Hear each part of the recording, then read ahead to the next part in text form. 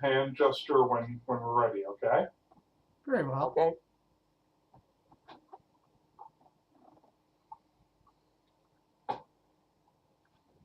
Good afternoon, all around the world, and welcome to the September 2022 Chicago TIUG group.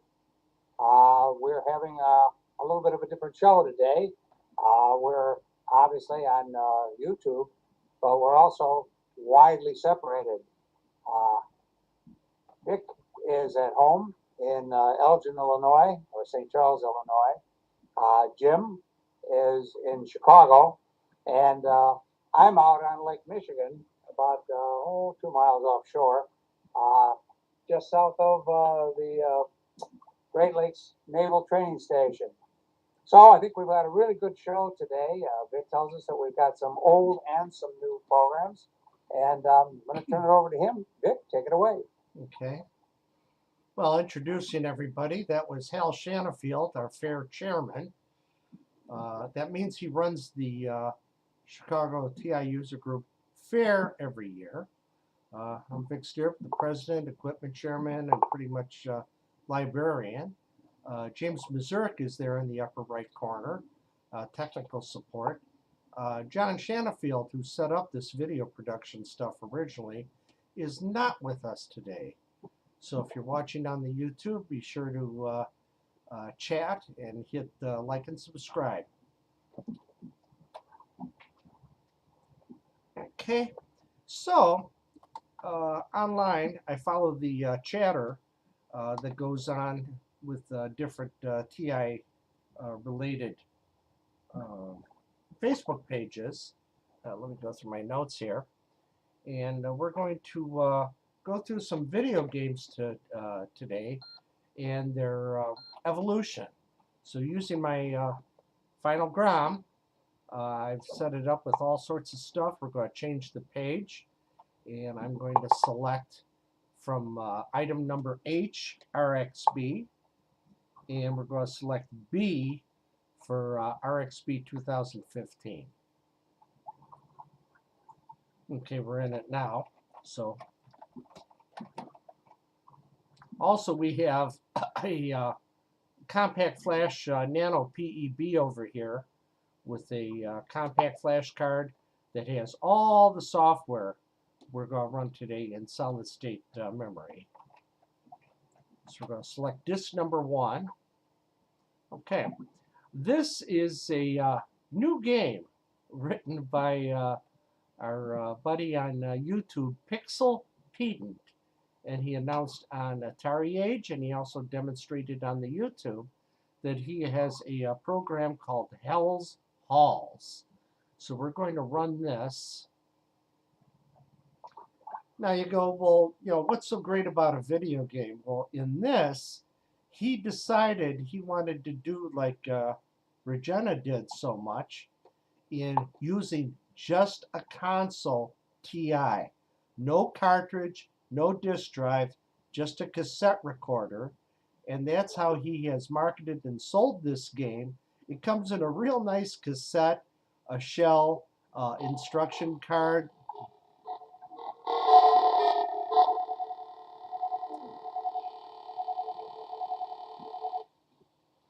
Creepy music. So this is running in 11K of console memory.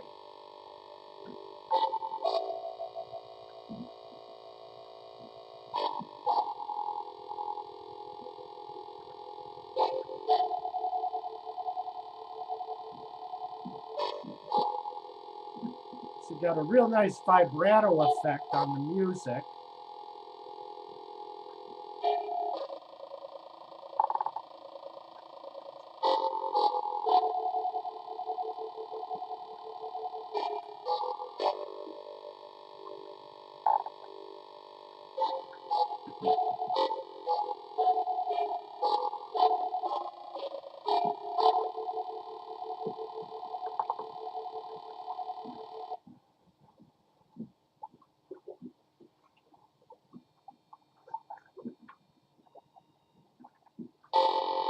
So there really is no reason to have to try to compile this or even running it in extended basic except for convenience for the menuing system and such.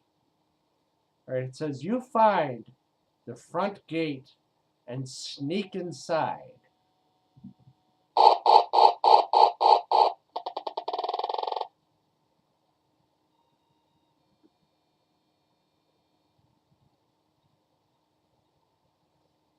And use some programming tricks that we'll get into later. Tokenized statements, where instead of writing out, call color, call sound, call this, call that, everything is in a shorthand format that I've read about these tokens, but I'm most ignorant when it comes into how to use them or which token means what word. But it's a way of really compressing down a lot of information into a small format, and he's quite proud that he was able to do this in this game. Keyboard operated, no joysticks.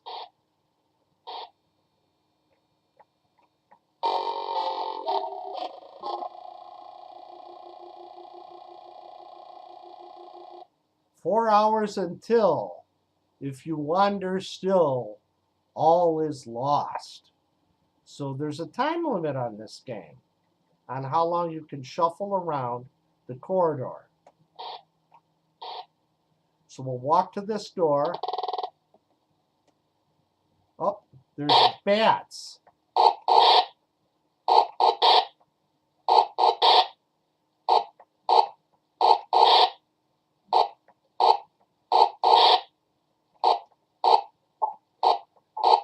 Now, I have that problem when I go to the store these days, that there seems to be a bat infestation at the drugstore and various other places.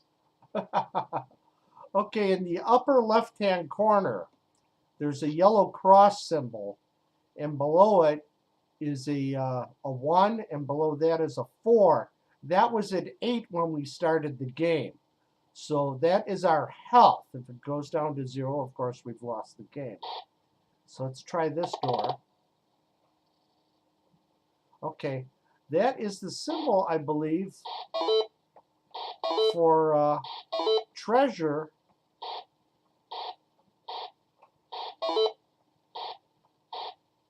And you see in the upper left-hand corner, there's those 3 square dots and a triangle. That's increased up to 4. We'll try this door on the right. Okay, now we've been entrapped by imps. Sinister music. Trapped? Well done, my imps.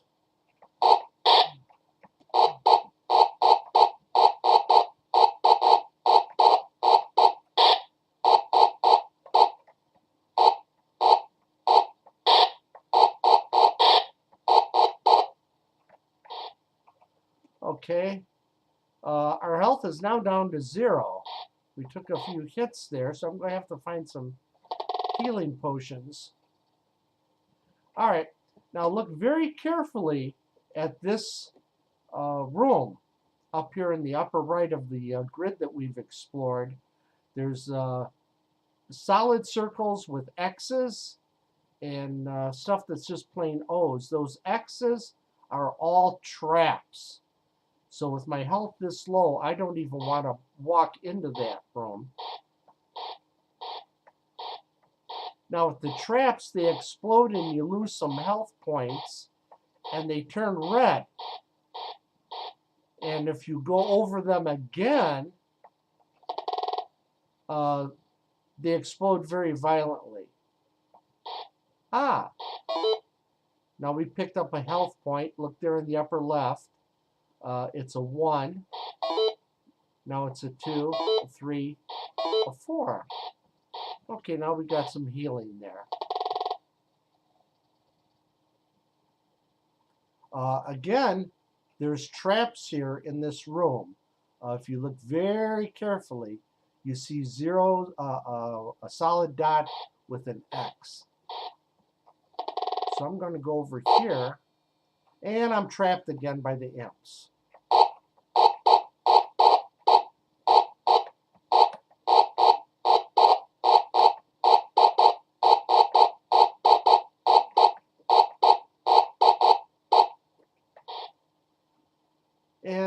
now we're sort of in a quandary. There's nowhere I can go where I can't walk over a trap. But we can try to minimize it. Let's see now if I go in that one. No, we can't really minimize it.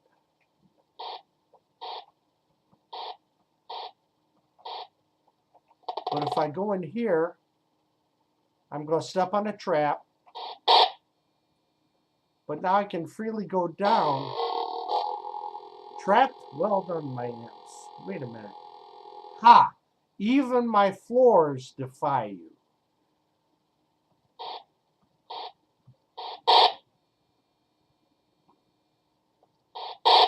Okay, I got 1 health point left. Sometimes you just gotta take a hit.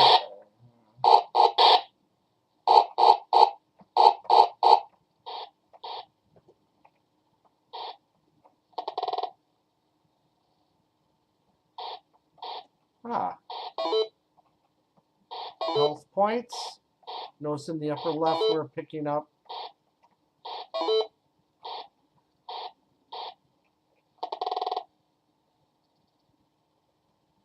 This room only has traps in it if you look very carefully at the floor. So I'm going to avoid that because there's really no treasure. There's no reason to go in there.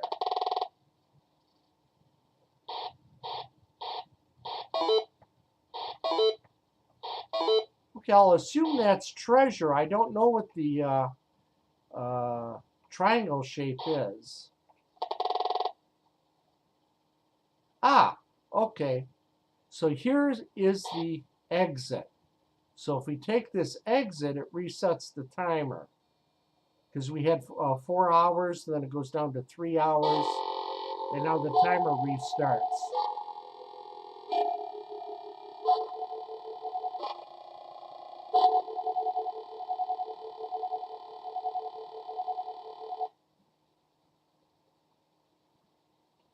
Steps ascend to a door of shining gold. Okay, so that was an exit going up.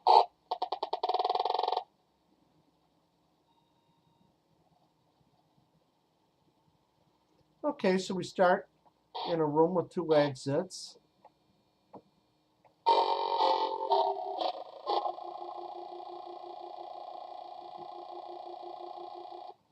Three hours yet until your doom.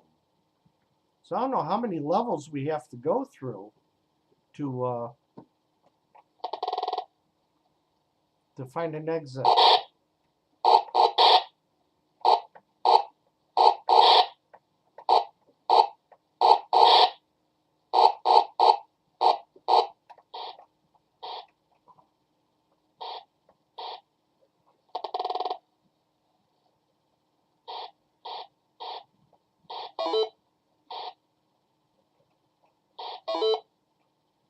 Okay, so now we got 11 health points. And this room has some traps in it, but I'm not going to walk through them if I can avoid it.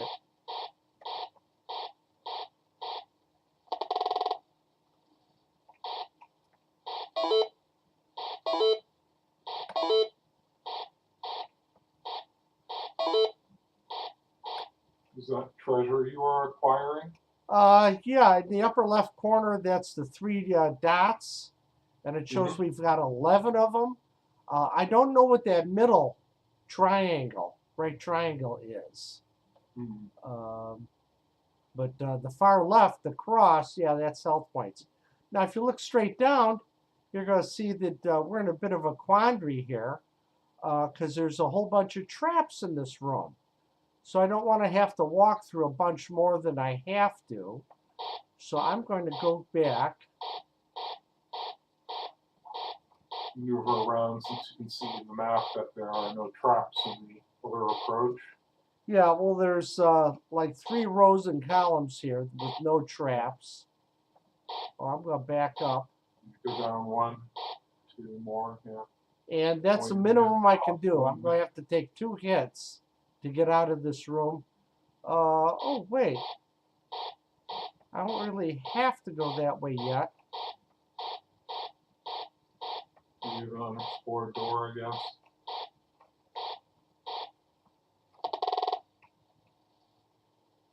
Oh, okay.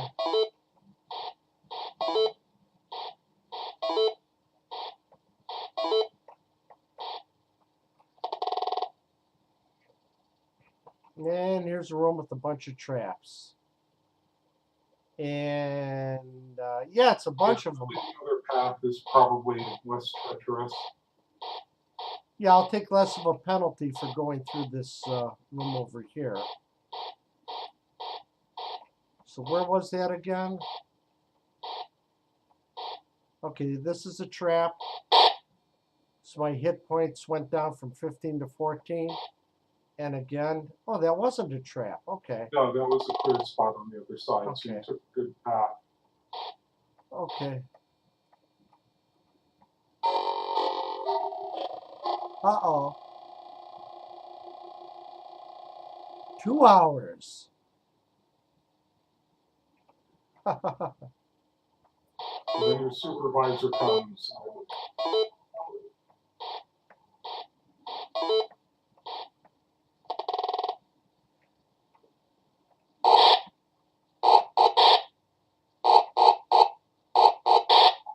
Is that a skeleton?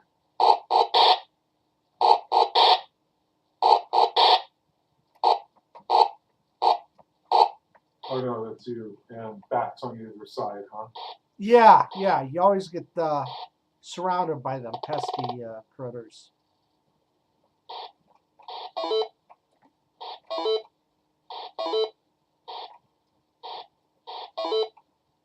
I might as well go all the way over here to the right. Okay, this, you don't know what you're going to get.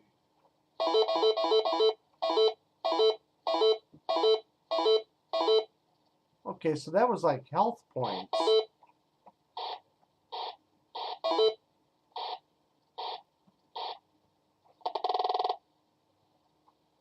Uh-oh.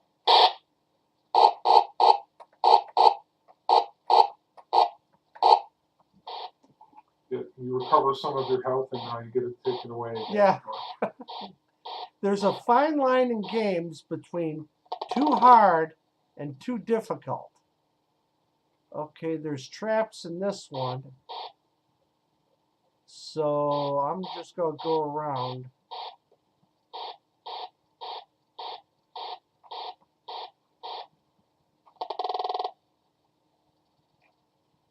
And a bunch of traps here.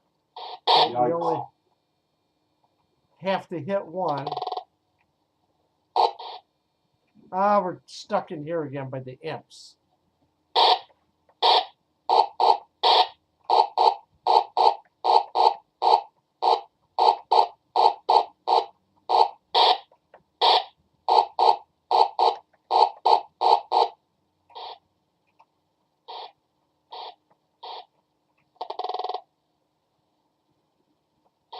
Oh. I mean, a completist would go through the whole floor and explore everything. Sure. But I think all you have to do is just find the stairway to the next level up. Right. But this is a demo, so let's see as much of it as we can without giving everything away. This doorway bears an eerie scrawl. No time, no escape.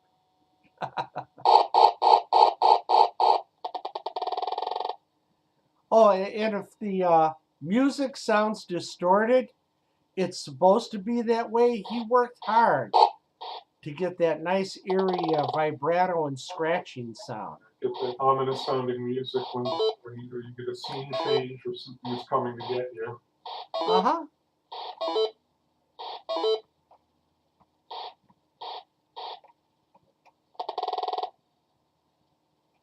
Oh, another question mark. Oh, thanks. That wasn't much of a surprise. That was a surprise. It's like Harry Potter's every flavored jelly beans. Didn't guarantee it was going to be a good surprise, right? Pardon? Did not guarantee that it was going to be a good surprise. Okay, my health went down to 0.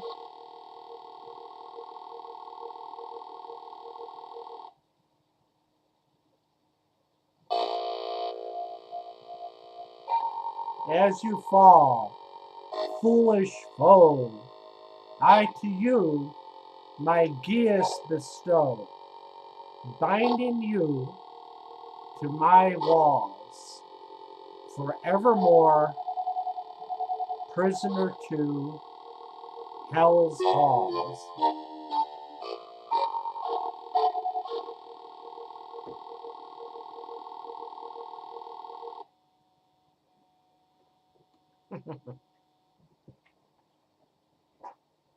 Sort of reminds me of, press any key to play again.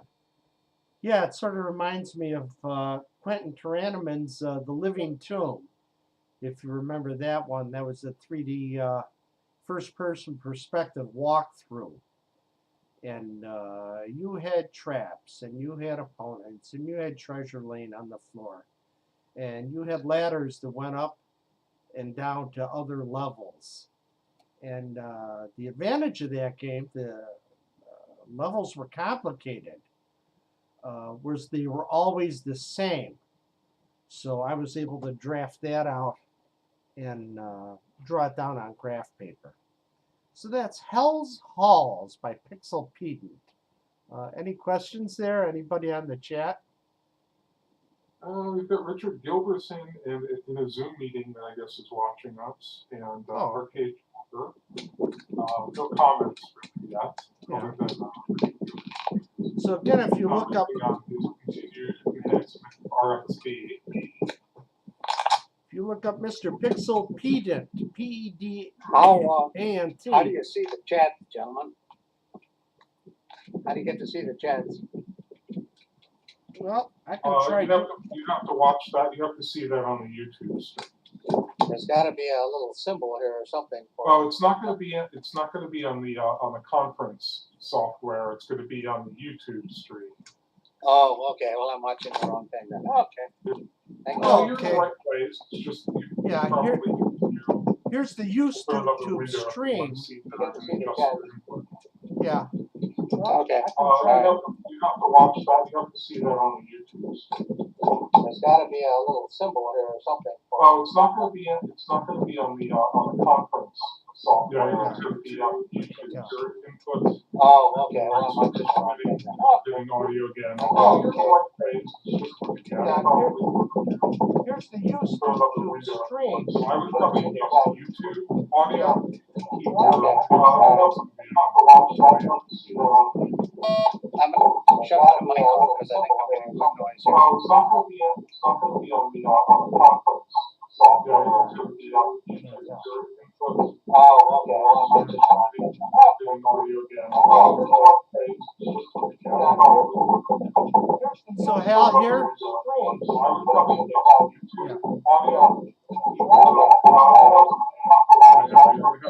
of those sources. There you go. Yeah, I just turned on the YouTube stream. I muted the audio, and if you look up here in the top of the screen, there's the address. There, I just highlighted it in black on blue background. That's where we're broadcasting from on the YouTube. And so looking down here, I see that, okay, and here's the chat.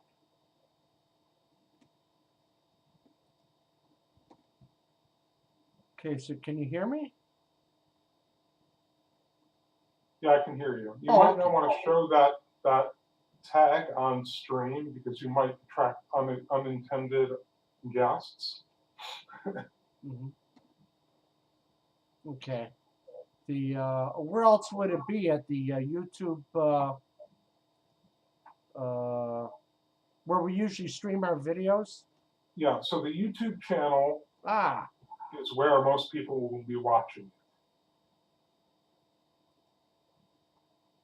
Darn, if I could just get my act together here.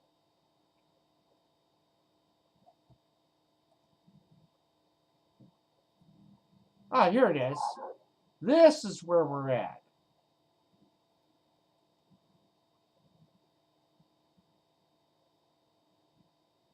And there's the chat. Okay, is this the okay one? Yeah. Yeah, this is on the YouTube. So this is where we were at. Meanwhile, going back to... All right, so that was Hell's Halls. And we stopped the program. And we can list this. Okay, so it starts out with credit as to who he is, and sets up the program, dimension statements, calls the screen, go sub. These are all standard commands. Okay, now you start getting some weird stuff here at line 895. End string equals segment string, and he's got these are either all redefined statements or this is his tokenized statements.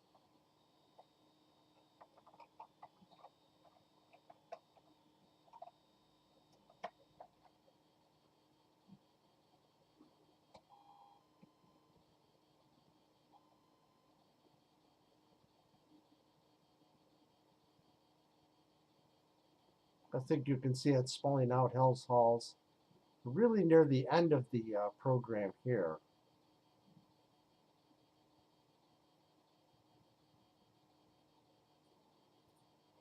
At least I thought we were. There we go. And you can see these data statements are all pretty much incomprehensible. The apparently each letter, like in the near the top of the screen, 9615 data space quotation mark tilde. I think that's what that squiggle's called. That sets it up for what kind of a data it is. And on the YouTube, he showed how he could do a call sound, do a call color, set up text on the screen, stuff like that. Although pretty much down in line 9650, you have a data stream there. And on the second line, you have the word demand. On 9660, you have other stuff, walking in paces, done, hero, things like that. So pretty much you said the text you display on the screen is going to be pretty much text in your data statement, but everything else can be tokenized. And by tokenizing, you really compress the program down a lot smaller. And he was happy with the amount of data he was able to put into the program. I'm going to quit this.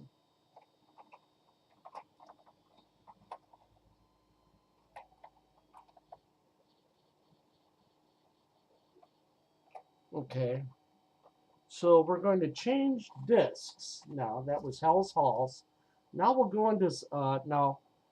The other games I'm going to show you are in cartridge format on the final GROM, and so they are much bigger. What Pixel or Mr. Peden has done is get everything in 8K in a console with a cassette recorder to load in the program. So he's really got a lot just into it, and he's very happy with what he's done. They're still for sale. He produced a second batch of cassettes.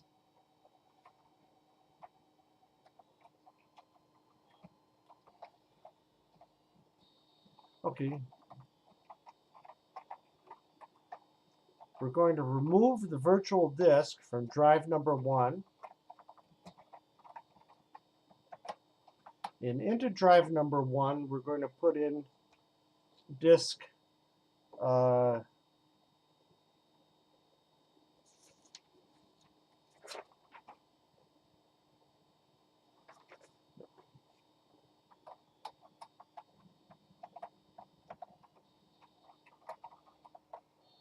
okay, that's setting us up. Now we're going to go through the final GROM here. And we're going to go on page 2, item number F, new game 1. And in new game 1, we have C, the fires of hell. And however, it's actually called Grail of the Gods. And we got play Fires of the Hell with enhanced graphics. Let's go with the enhanced graphics so you can at least see what's going on. Press 2 and then enter.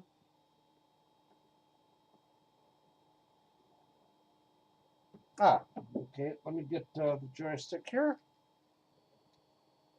Alpha lock up. Okay, now this might look sort of familiar. You've got a black plain background. The little green guy that is moving is you. Now he's come across a bag of loot. So you found it, or a healing potion. Okay. So again, this draws the underground labyrinth as you move. Okay, here we found 6 gold.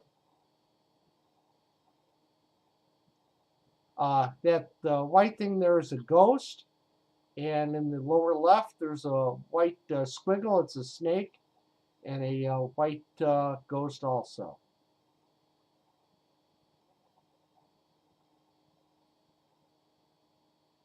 Okay, that red thing is a trap. You don't want to go over it if you can avoid it. This looks good. I'm going to pick up this thing that looks like a sword. It's a rusty claymore. Well, it's better than nothing. And here's some shiny things. Found gold.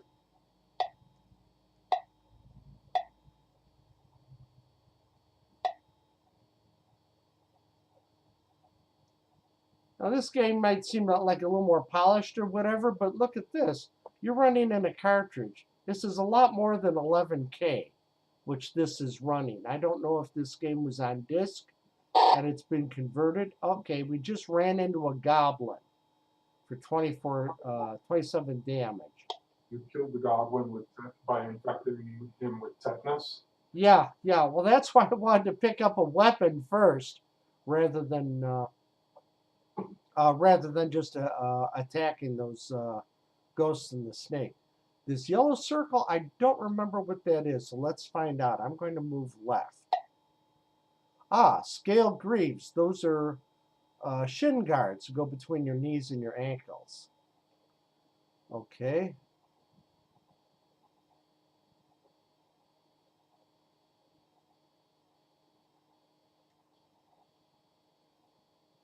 Okay, I think we've explored enough of this. This symbol here is a ladder to the next level. Yes. You press the Y key and then enter.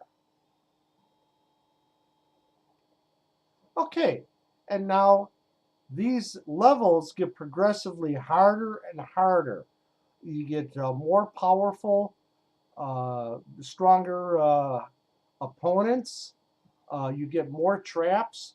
Sometimes you want to pick up the gold, and you got to walk through a bunch of the traps just to get to it. Yes, a diagonal, the monsters attack you. You don't have to be straight across from them. Getting this close and they attack you. Press the fire key. Sorry. Hit the goblin for 15 damage. What's our health? Our health is 60. Okay, we must have defeated him. And again, if I move down 1 square, we're going to fight that monster. A zombie. 18 damage. Hit the zombie for 15.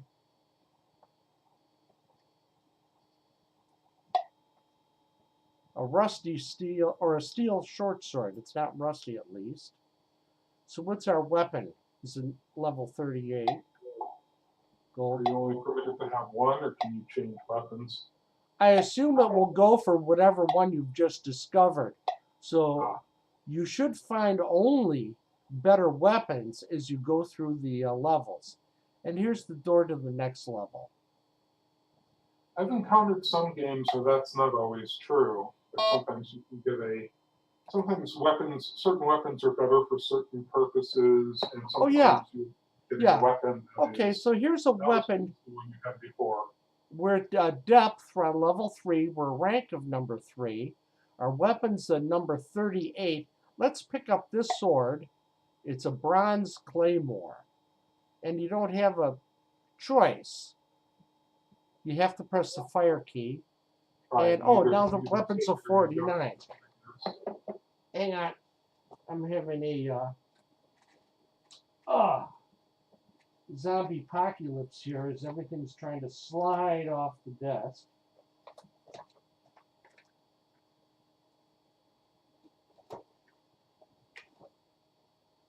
So, yeah, there's this game. And now let me show you. We're going to quit this and go back to the title screen and pick up the Fires of Hell again. And now you know what it's supposed to be like, what you would actually be playing. Let's look at this in classic graphics. Now, wasn't this called Ultima when they first came out with computer terminals and you had ASCII graphics? Oh, I got to press the fire key. All right, here's the same game. We are the @ symbol. The walls are the symbol for number. The Y. Yeah, sort of like Rogue or NetHack, right?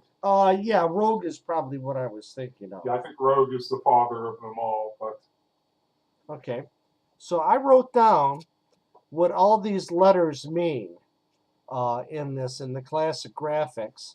So according to this, Y is healing. Well, I don't know how injured we are, or if I should just bypass this and go around if I take some damage. There's a fire. Okay, if I go over.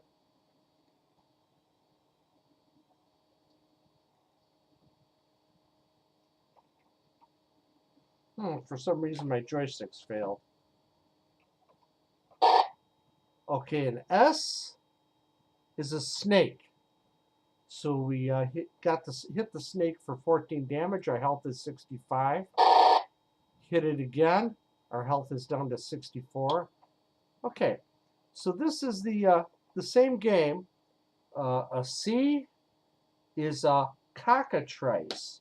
I'm not quite sure what that is, but it's a enemy.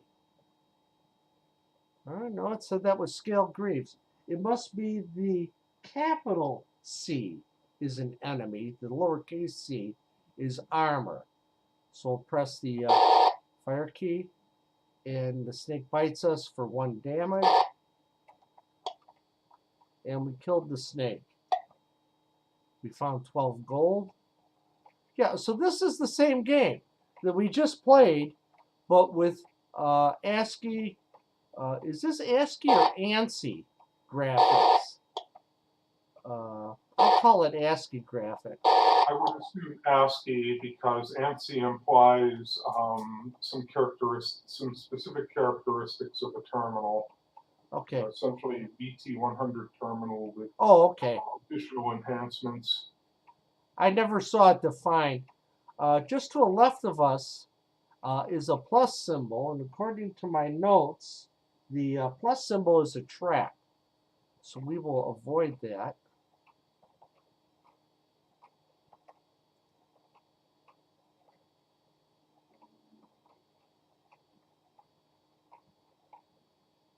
And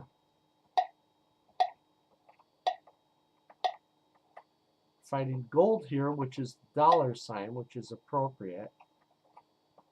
There's got to be a door to the next level. I don't know what the door symbol looks like. Let me check my notes here. Oh, it's up here. The H. Well, because diagonal, we got to fight this darn snake. Go up 1 square, ladder to next level, yes. So yeah, this is the same game we played earlier with the enhanced graphics, but this is the basic graphics.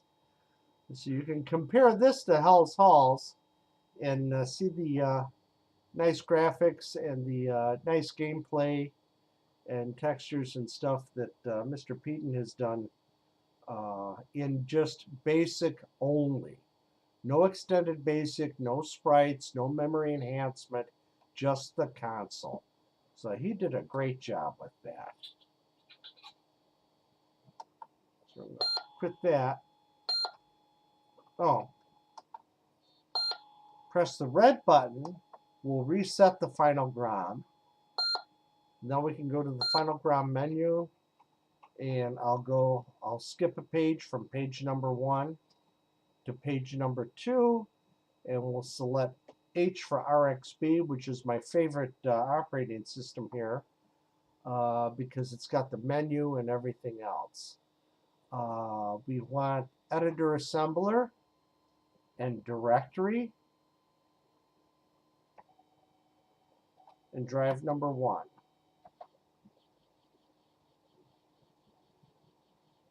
So these might be somewhat unfamiliar here.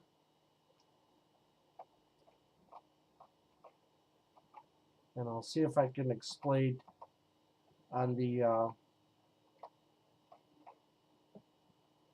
let me get my notes.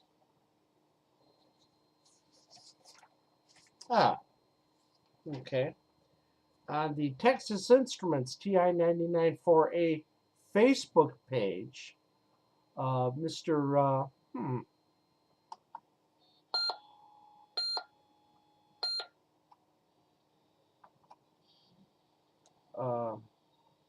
Tom Perkowitz piped up that he wanted some help on restoring discs he had of his original software that he had written back in the day. And the software is the Tomputer software that he had written a long time ago.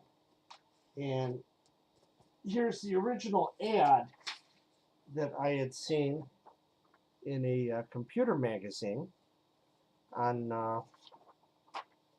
no, this came with it when I bought it, and he had the Castle of Death, he had Road Race, he had Chicken, he had let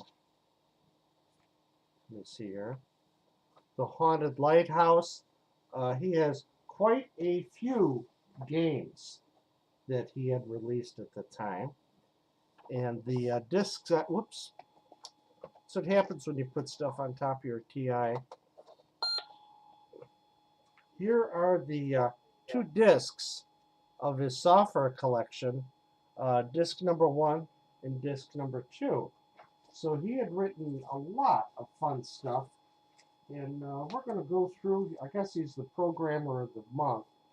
We're going to go through the programs that he wrote and see what they're like.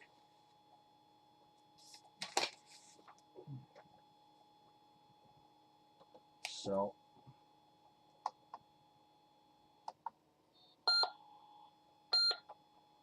yeah, that's what happens when you reset your console by laying something on top of it. So we're going to go to HRXB. We're going to go to B.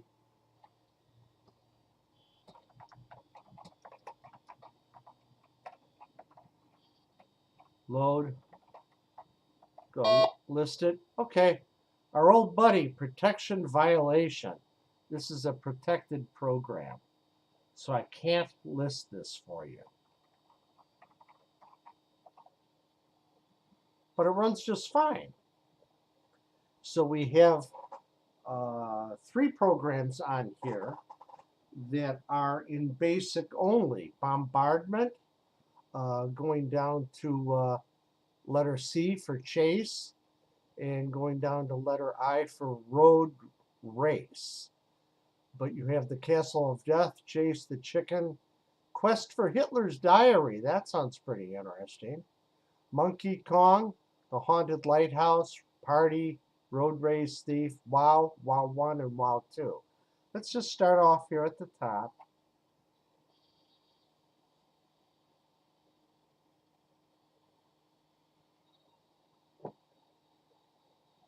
Bombardment. This is operating pretty quick here. Alpha lockup. And I think our job here is to pick up all the blinking blue squares.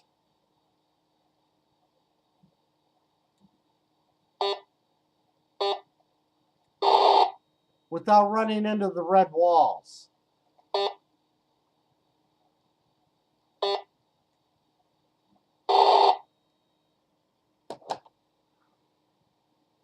Press spacebar to try again.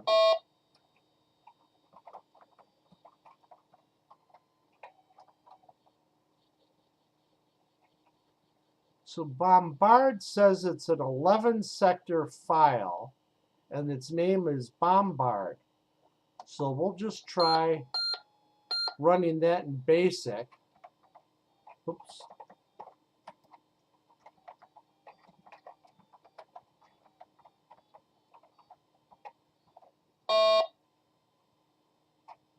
Okay, so it won't let us.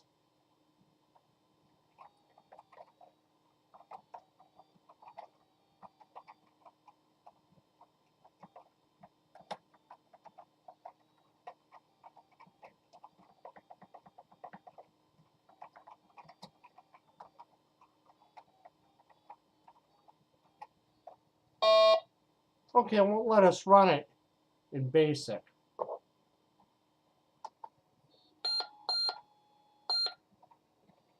Go back to extended BASIC.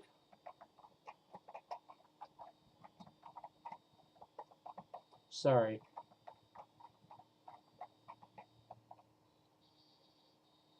Not loaded fine. I guess it's an extended BASIC program. I don't know why I wouldn't run it in. Usually you can load stuff in BASIC, and if you try to list it, you get a whole bunch of scrambled stuff if it's extended BASIC commands. Again, we can't list it.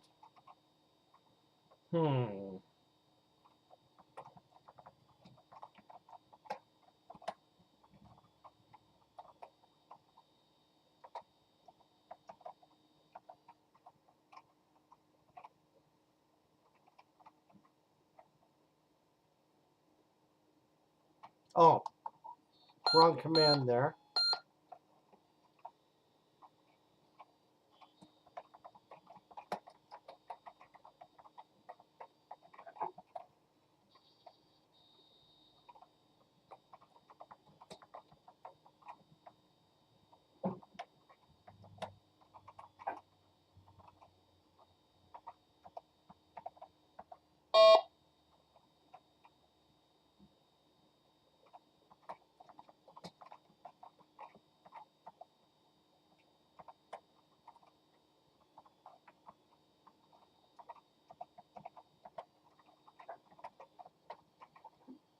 Okay, so we've just unprotected this program, doing the old call load, and we get to see what it is. And I don't see anything why it would say you couldn't load this in BASIC.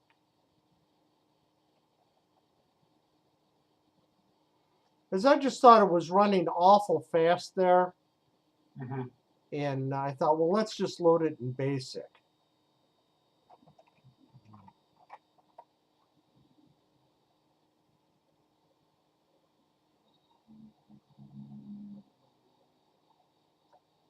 Yeah, maybe it's an artifact of RxB is just running it faster. Let's quit that and try finding a regular extended BASIC here. No.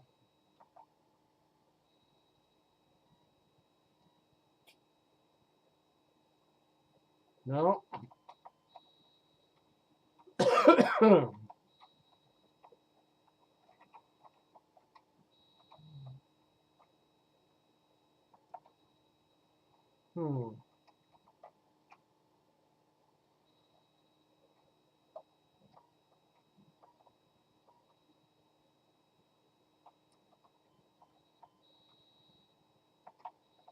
Boy, this is a bit of a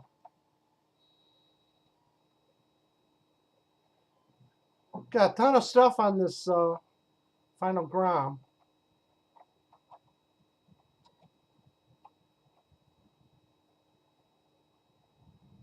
MBX, new files, new games, new files.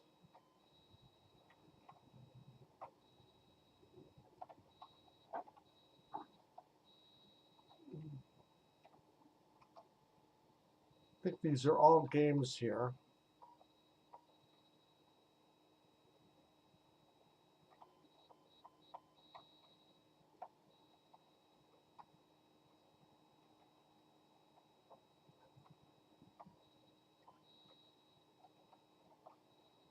Boy, this is a bit of a puzzle. Test XP, hacks, homebrew, new files, new games, Play-Doh, RXP, tools.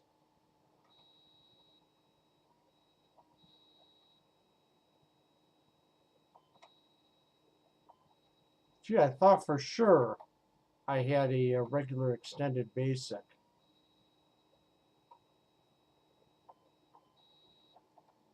Oh, well, I guess not. But anyway.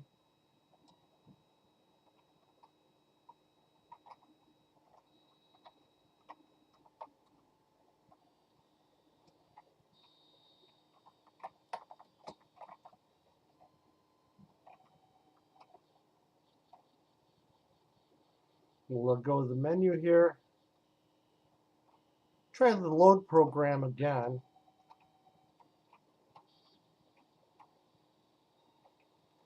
Let's try B, the castle. Well, it loaded that time.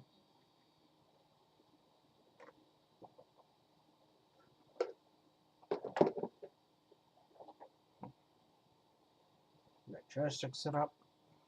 Yeah, so it's, gosh, I haven't opened up these folders of computer software for a long time. Okay, this is nice.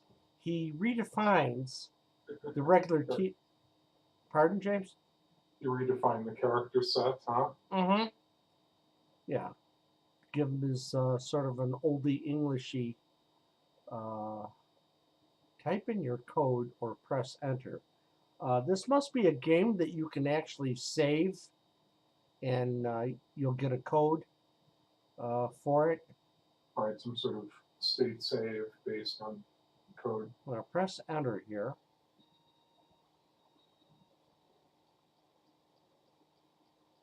Bombs, energy, men. Okay, we got what? 9 men. No, 3. And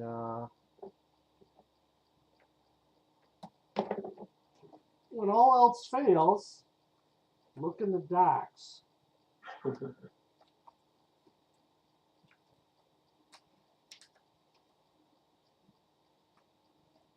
Ah, here it is. The Castle of Death. Beyond this door lies death. Dare you enter? And it shows the intrepid explorer with the bomb. It shows a rather happy-looking bat with fangs smiling. And it shows you a spider over here. And a dark doorway with eyes looking at you. And a rat and a skull and all sorts of stuff. So The Castle of Death by Thomas M. Perkowitz, copyright 1983 by Computer Software. This book and the game Castle of Death are the property of Computer Software and may not be reproduced in whole or in part by any means without written permission.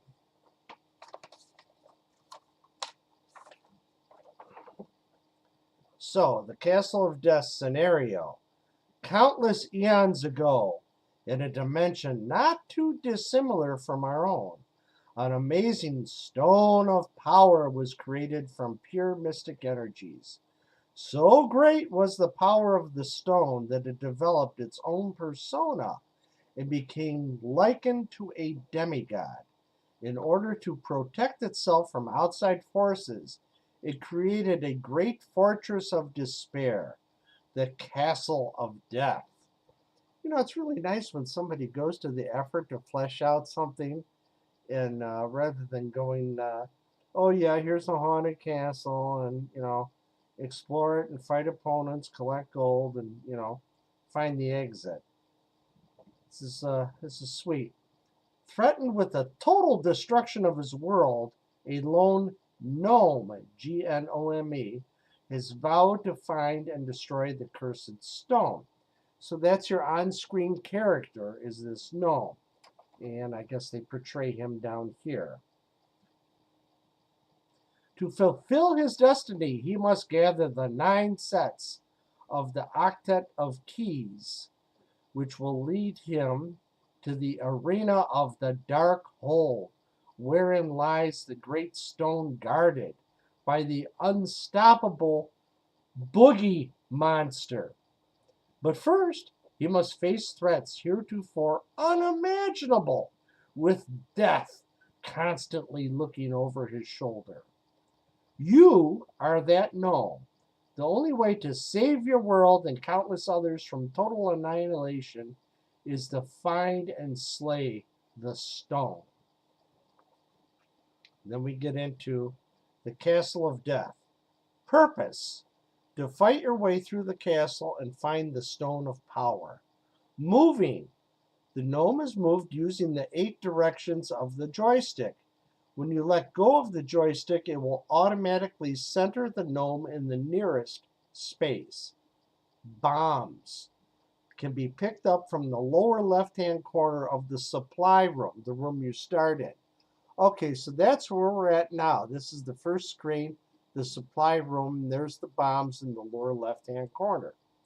You get 5 bombs per level. However, you can only carry 3 at a time. To explode a bomb, move it directly next to the object that you want destroyed and press the number 1 key. Yeah, it helps read the docs, otherwise you'd be pressing the fire button all day long trying to get this to work. Energy. You start out with 50 units of energy and lose 10 units every time you bounce off a wall. To recharge, just move into the plug in the lower right-hand corner of the supply room. Oh, I see that. They got a square with 2 vertical slots. That's like a power outlet here in America. If you run out of energy, you lose a life. Okay, so we start with 3 men. Lives. You start out with 3 lives and lose 1 every time you die. You can get bonus lives by finding the God of Life. Okay. Shield. By holding down the button on your joystick, you activate your shield. This will protect you from almost any moving object. Using your shield, though, uses up energy. You've only got 50 units of energy. What if I touch this or move on to that? Try it and find out. Well, that's always good advice. Oh. Advancing. To advance to the next level, you must collect all 8 keys and move them, then move onto the plug. Winning. You win when you get the Stone of Power. Rooms. Each level has 9 rooms. Each room, except the supply room, has 1 key.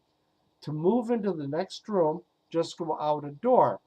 Well, I've played this game before, so here's my notes with the rooms and what I had found when I played the game.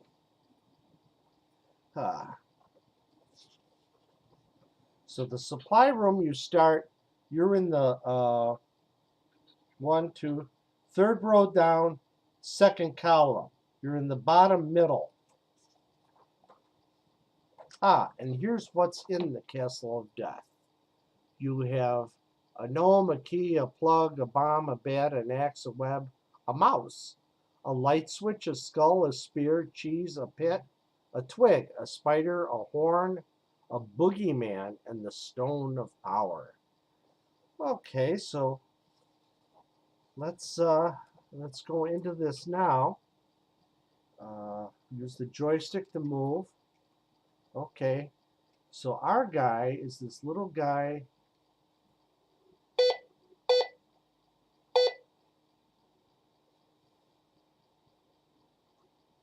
And alpha lock up, and we'll move him up. And what's this white square with what looks like a yellow person in it?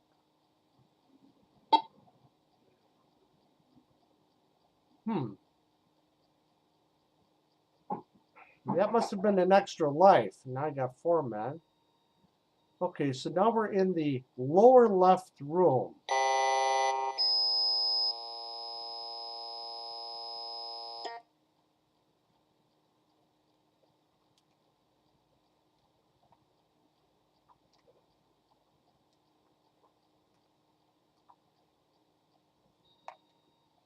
It's like playing Scramble. Now we're in the middle left. Okay, so if I want to go out the top to the upper left corner of this 3x3 grid, I just go straight up. But if I want to go out to the right, I have to go up and over to the right.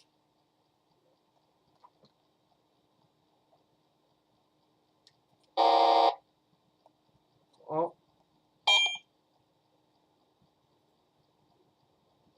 I must have run into a wall there. Was that rude sound?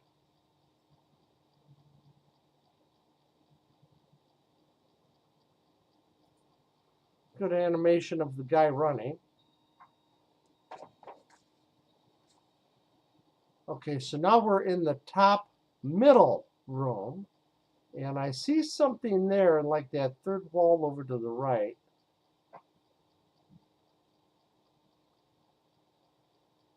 I don't know what that is, but let's find out. What if I touch or move something?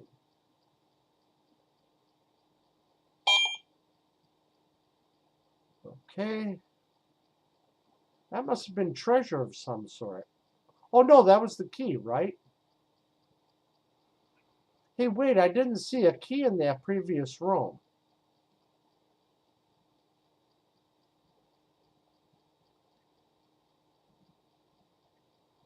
I'm going to go straight up from here.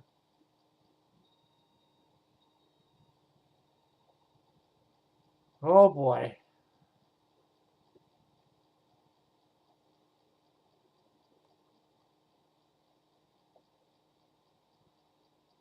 It really runs you around.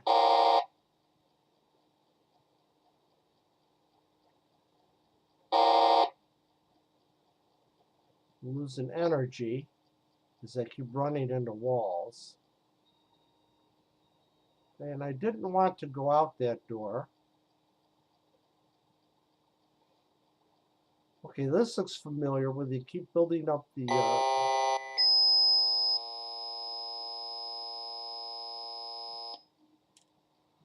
They keep building... It was like from Bombard, where obstacles keep showing up. They're back in this previous room. Okay, we got 3 of the 8 keys that we need. We only got 9 points of energy.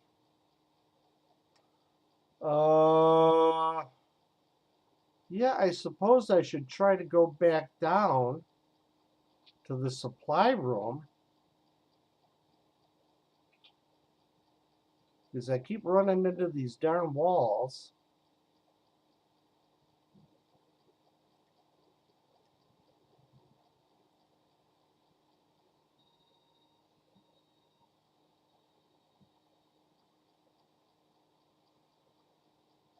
And if this follows any kind of logic, the supply room should be straight down. Oh, yeah. Okay, so we got 9 points of energy, 3 bombs.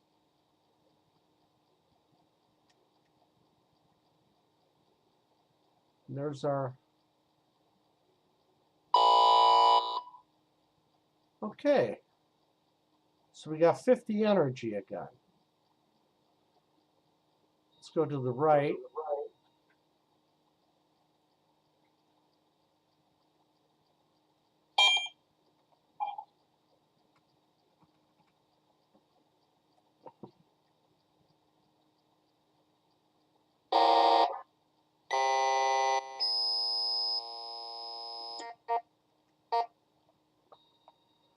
Yeah, it's like Bombard, where the castle wall keeps getting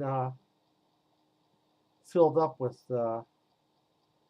stuff.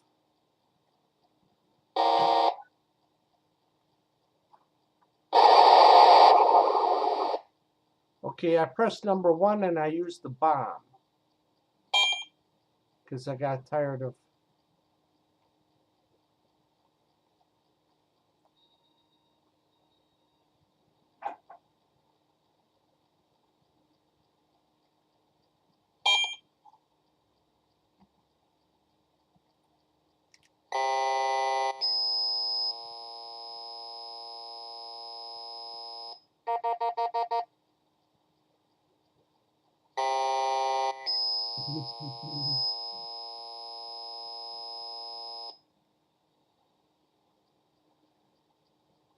I like the way the character bleeds when you get pierced by those mobile, by those spears or darts or whatever they are. Or what did he call those?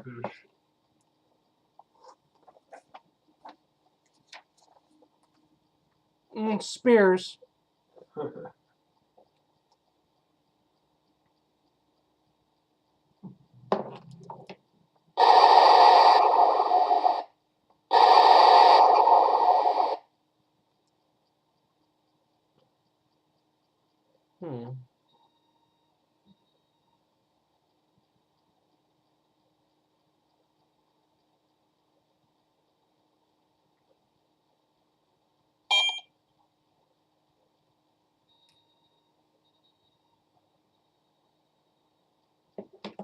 Okay, I'm a little confused. Maybe you're as confused as I am. The instructions showed a 3x3 grid, but here on my notes shows it's a 4x4, and as we're going through this, it sure seems to be 4x4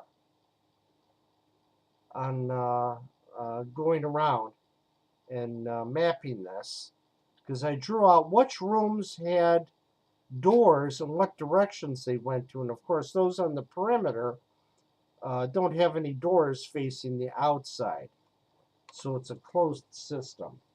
So anyway, that's the Castle of Death. Let's move along to a different program and see what we got.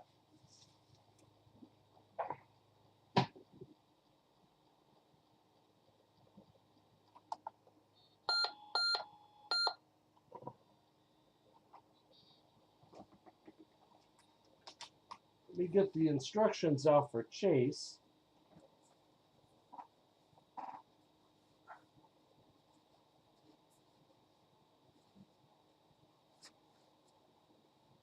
You have the Haunted Lighthouse.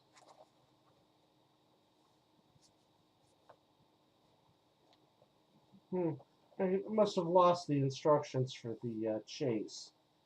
But yeah, here's the instructions for the Haunted Lighthouse. So let's try that.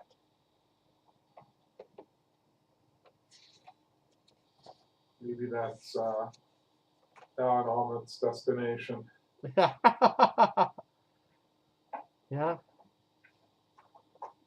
So, it's loading.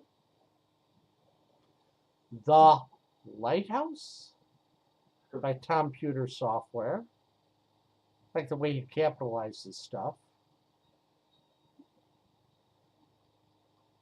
Okay. Yeah, and then they show he has a key here that explains stuff.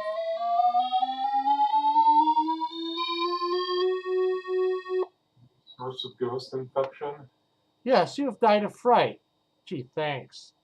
That's what you get for stopping to read the manual. Yeah. You know, one of the projects I wanted to do is a little circuit board with a 555 timer and a couple switches and a rheostat that fits in the speech synthesizer from an article in Micropendium that said, "Slow down your TI." Oh, yeah, the load interrupt. Interrupt line.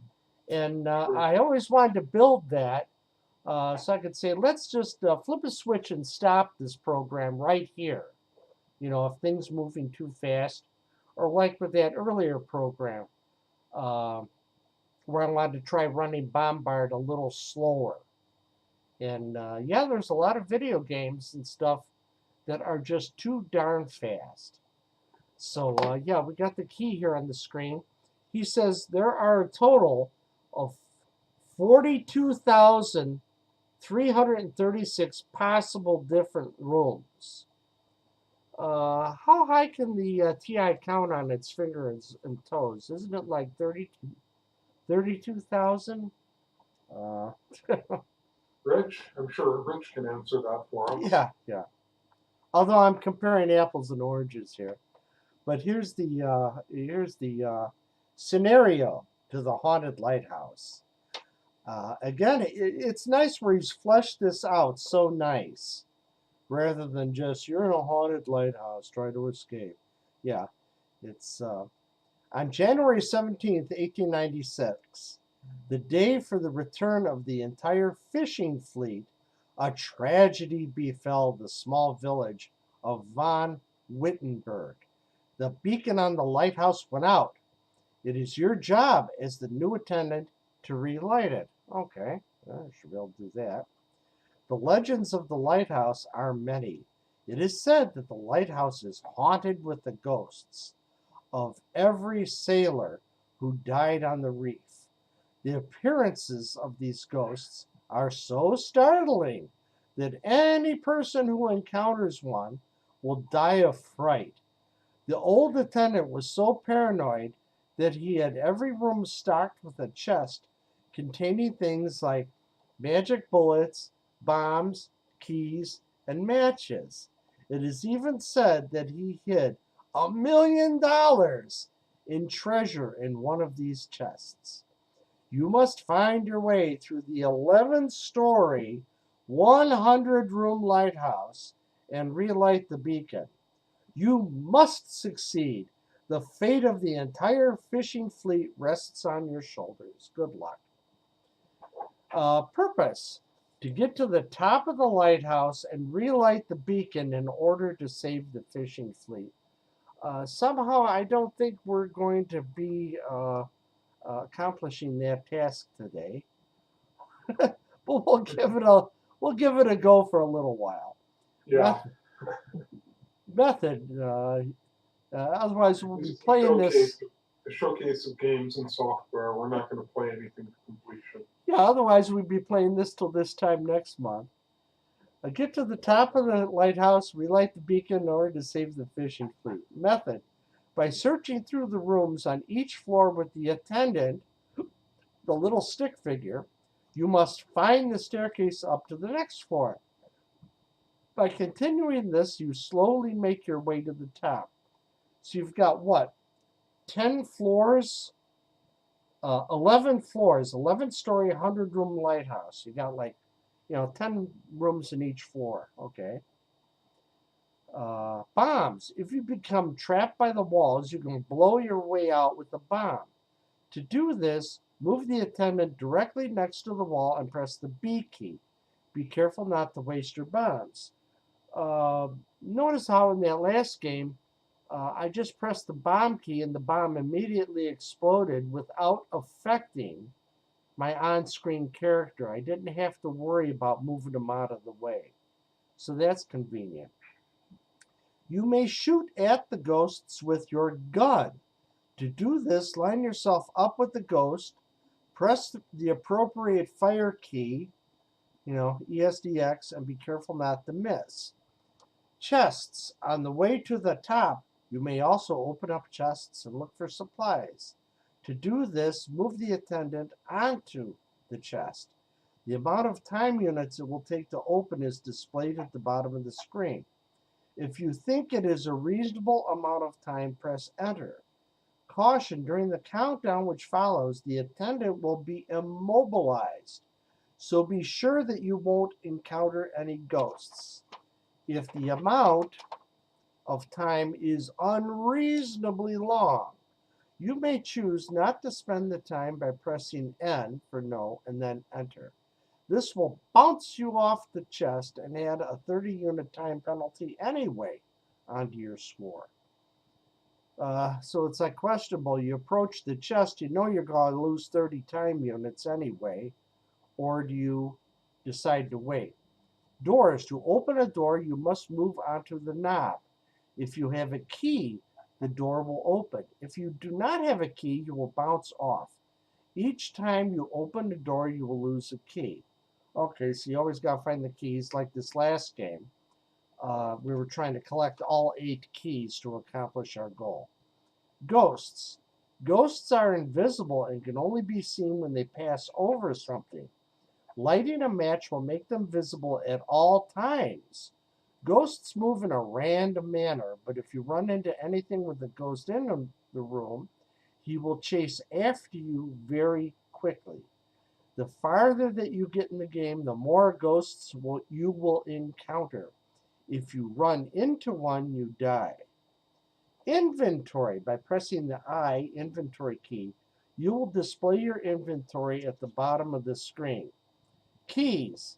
Keys are used to open the doors. See doors. Okay, this is recursive. Matches. In order to see a ghost, in the room, if there is one, you can light a match by pressing the M key. The screen will turn red so you can see the ghost. Your match will go out if you blow a bomb or when you leave the room. It's a heck of a match. It stays lit all that time. Quit. To end the game, press the Q key. Okay, so then he shows the screen, and then he shows, like, here on the key, number 1, red brick walls. Okay, that's the perimeter of the screen and the interior walls. 2, doors leading to other rooms, like here on the left, here up above. 3, a ghost. 4, an opened chest. 5, a closed chest. 6, stairs. 7, a closed door. 8, a door knob. 9, you, the lighthouse attendant. Okay, so it's nice he shows you. Oh, God. Playing Flight Simulator, anyone? Here, this is, here's the key for the, playing the game and how the keyboard's mapped out. The keyboard. Yes. Q, quit, ends the game. E, fires the gun up. S, fires the gun to the left. Oh, so I guess you don't get the fire the gun down or fire the gun to the right. Only up and to the left. I, inventory, displays the inventory at the bottom of the screen. B, bomb, explodes a bomb. N, no, negative response to a question. M, match, lights a match. Enter, enters a response to a question. So here he shows you the hotkeys that you use. And then this is the 99.4A. And also you can play this on a 99.4. He shows how the keys are mapped out if you've got a 4 rather than a 4A. Joystick. Pardon, James? I said that's nice that they made sure that it worked reliably with the predecessor. Yeah, Tom must have had a access to a 4 as well as a 4.8. Not that, I guess architecturally they're all that different from one another, right? It's more the packaging and keyboard. Joystick. The joystick is used to make the little man move in the 8 directions. Okay, so you got the full compass directions of movement. It's just firing the gun. You can only either fire it up or to the left. Score. The idea of the game is to get to the top of the lighthouse in the least amount of time score as possible. Stairs. To advance to the next floor, move the attendant onto the stairs when you find them. Walls. The red brick walls are very hard. If you hit one, you will bounce off with a resounding crash. Each time you hit a wall, you will receive a 30-second penalty added to your time score. So that's like, yeah, you can move next to a wall, but you can't move into it. Winning. You win when you turn on the light. When you get to the top of the lighthouse, the computer will give you a secret code. which will allow you to run the second program. Oh, wow. That's our incentive. And here's the view of the lighthouse itself, level 1, 2 to level 11.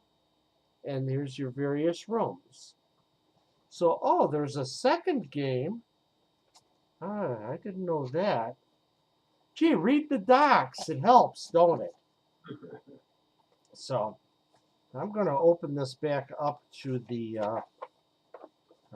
key of how to what keyboard commands. I see our screen is timed up. Oh,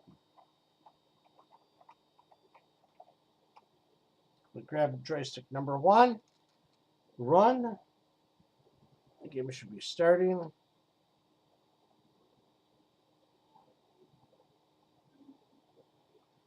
Okay, the lighthouse.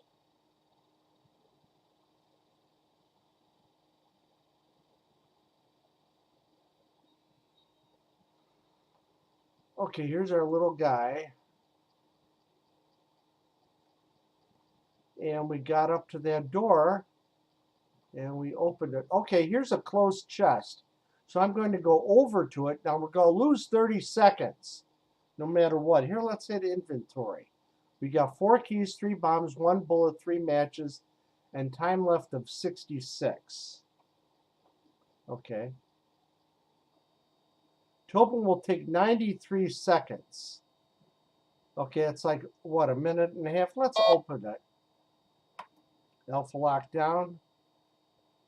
Yes. These are pretty quick seconds. Yeah. It's interesting that time management is a significant part of this game. Boo! An empty. It was empty. Now let's do our inventory again. Move off of there. Time 238 minutes left. Is it left or proceeding? Because I thought it was a shorter number before that. Or we've used it. I don't know. The scoring is strange in here. He said something earlier about ghost doors, chest bullets, bombs method, purpose. He did say earlier, score, the idea is to get to the top in the least amount of time. It is probably counting up, and the score is a derivative of how short time you can complete, I guess. Okay, so we've moved up a room. And here's the chest again. Hey, I always want treasure. 64 seconds. Yeah, I wanted.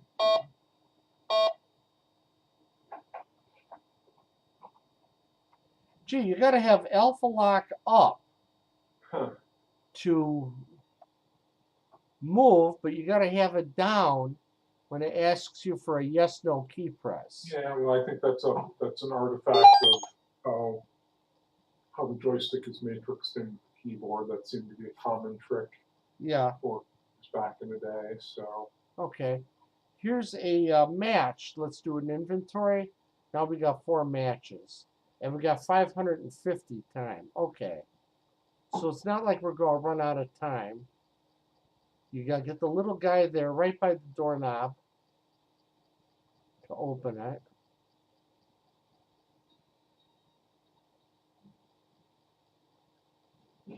How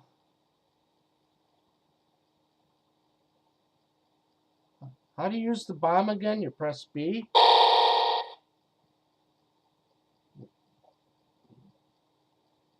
Door? Who needs a door? Said, don't know quite where I'm at, but if there's no door, then possibly this is the upper left corner.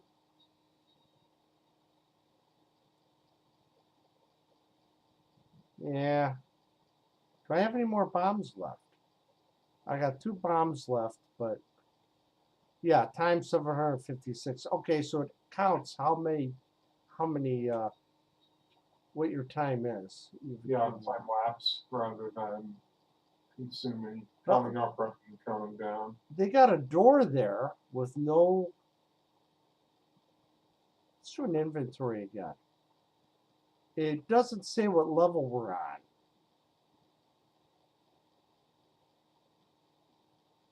But that's a stairway.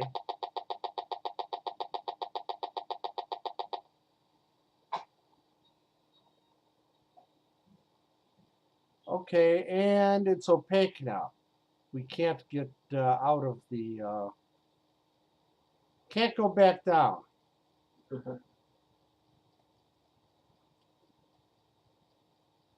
Yeah, other maze games like Carfax Abbey. See, I'm pressing yes with alpha lock up, but now I press Y. If you're using the joystick, you have to switch the alpha lock when you want the key. A key.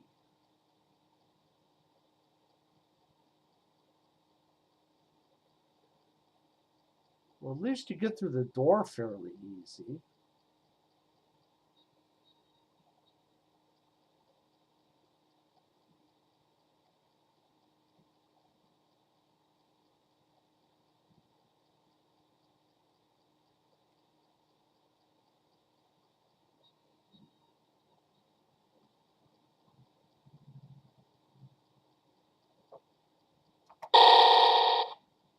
Okay, just blow a hole through it.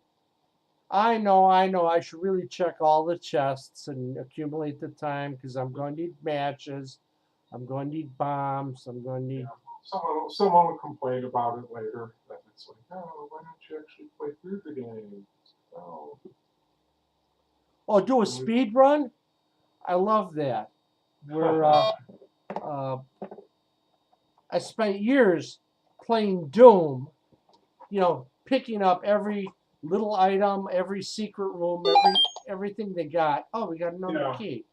And then people say, oh, here's a speed run. And he just runs. Solved it in the shortest amount of time possible. And I go like, wait a minute, how did you get past all this stuff without picking up, weapons, armor, health, stuff like that? They just you only need about 10% of anything in the game, right?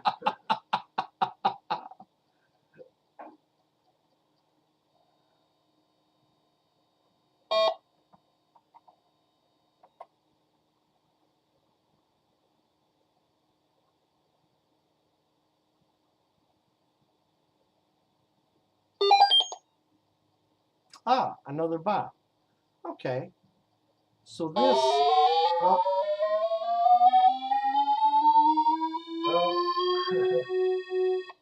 Oh, you've died of fright. Oh, well. I guess I stayed in one spot too long. Yeah. And that is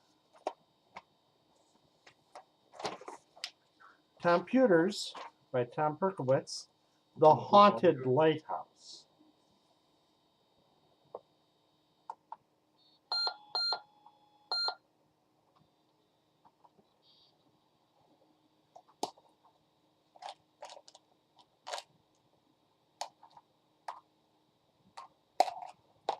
All right. What else do I have here? Chicken.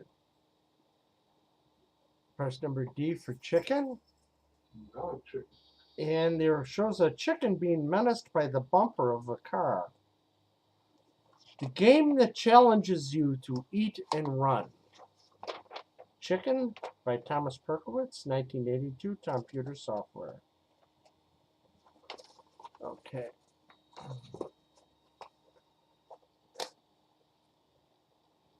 I think we're familiar with this game mechanic.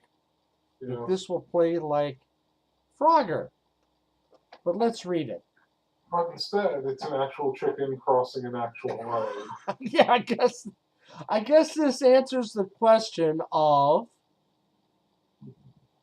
Why did the chicken cross the road? Right. Because programmed it to do so. The inspiration for this game. Scenario. Farmer Brown, in an attempt to compete with the huge McCannell Farm Company, has installed an automatic chicken feed spreader. Unfortunately, this morning the machine has malfunctioned and is shooting the feed onto the highway. Okay, I think I see it. Yeah, I can see little dots here and there that don't look like lane dividers or Yeah. shoulder spaces. Yes,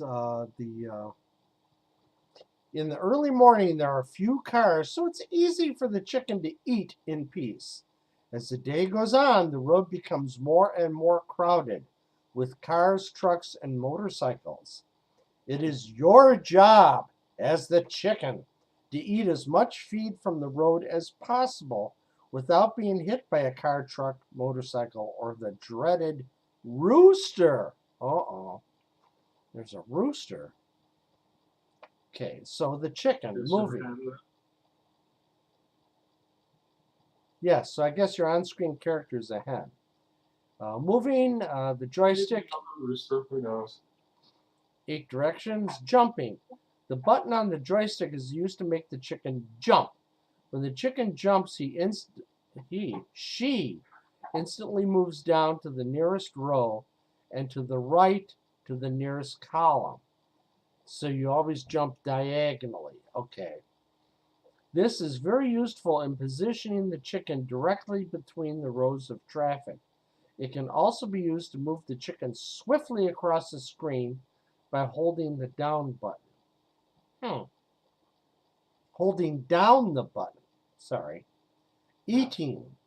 To eat, you simply position the mouth of the chicken on the piece of corn. This can be done on the run. You score 10 points per piece of corn. Bonus chickens at 500, 1,000, 1,500, and 2,000 pieces. A magic piece of corn. Oh, it's unknown, all question marks. Chicken wire. The outer edge of the screen is lined with chicken wire. Because you are a chicken, you will not be able to pass through it. Advancing. At the beginning of each level, there are 12 pieces of corn.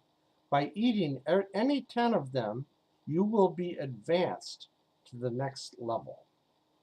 Okay, so we only got to eat 1, 2, 3, 4, 5, 6, 7, 8, 9, 10, 11. I only saw 11 pieces on this screen, but okay, so you only got to eat 10 of the pieces of corn to advance. The chicken. When the game is over, the words "Enter your initials" will appear on the screen. Below these words will be a letter prompter. By pushing the joystick up or down, you can select the letter that you want. To advance to the next prompter, you must press the button on the joystick firmly, let go, and wait for about 1 second.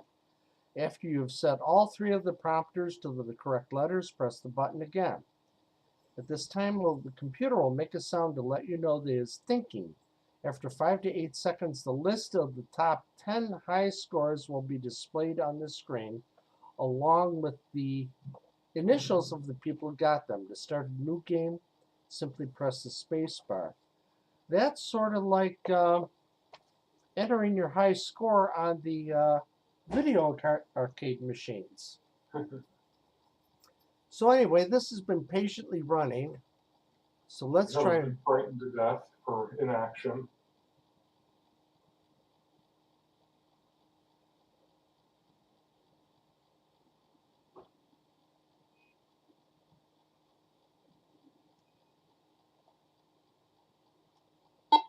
oh, there we go.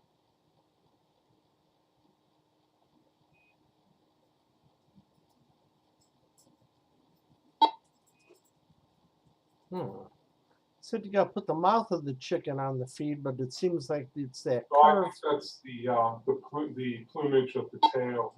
Yeah. Yeah, I use this semicircular part of the chicken. He seems to be very skilled at walking backwards.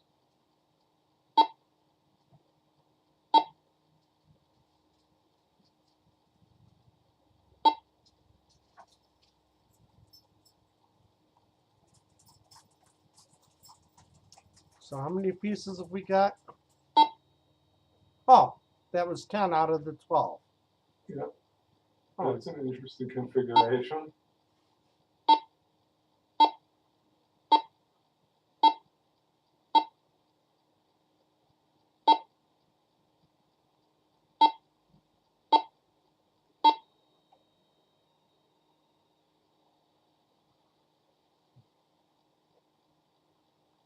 Yeah, we're at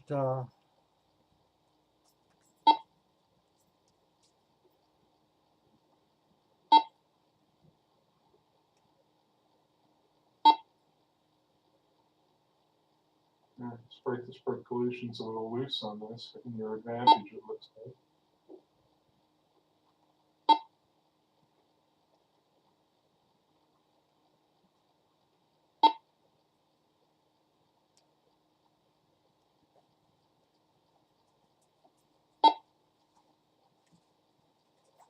let's get okay. Yeah, let's get hit by a car because I wanted to hear what happens when.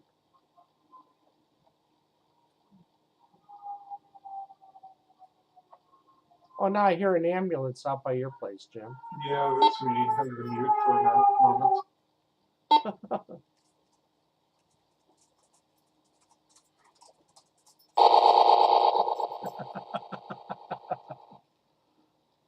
They weren't coming for the roadkill. Yeah. Cuisine.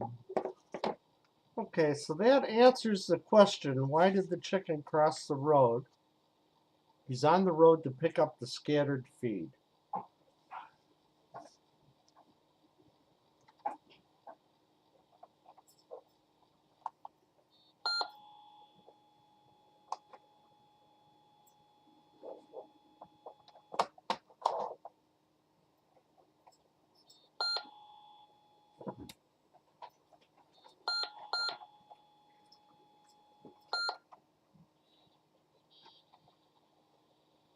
Pulled the final gram out. We went back to, this is TI Extended Basic. We're going to try bombardment again. Yeah, this seems a lot slower now.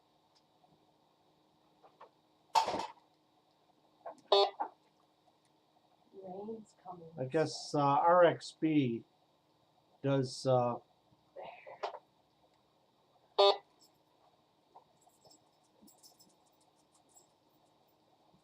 I guess RXB does run the this program a lot faster. Yeah, this is actually playable.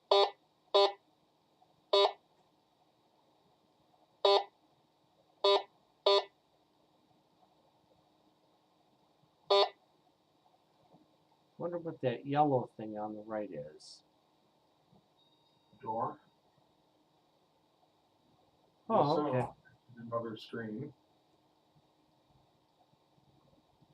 Yeah, I didn't want to do Mr. Perkowitz a disservice by misrepresenting his game as, oh, this thing's unplayable. Yeah. So if all you gotta do is reach the exit. Wait a minute.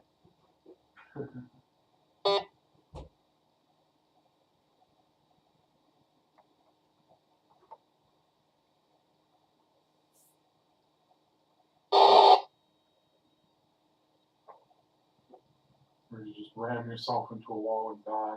Yeah. I guess this is another one where you gotta read the docs.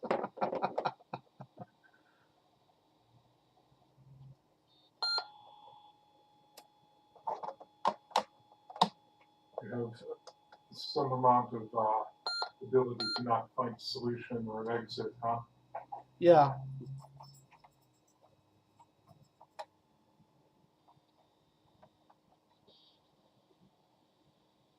So we've done what, the 4 games out of this this disc, and there's 2 discs of software in the in the game. So we got Bombard, Castle of Death. Let's try C, Chase. It says basic.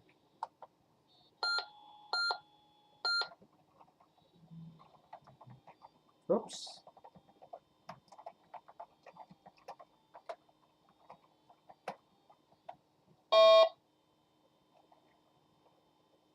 Says it's basic, but I get a program in memory error.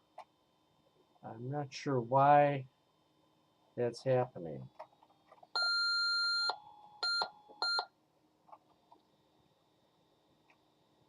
Select load from disk 1.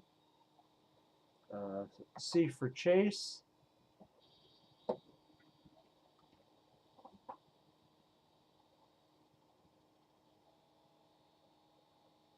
Okay.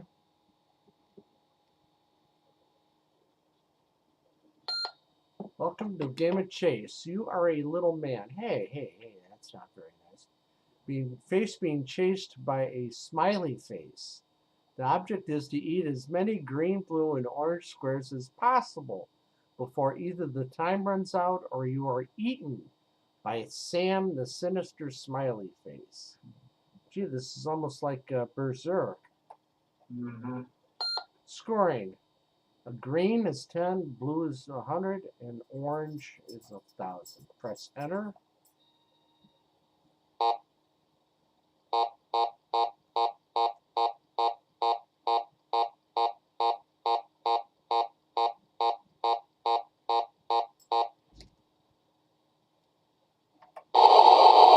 And alpha lock up.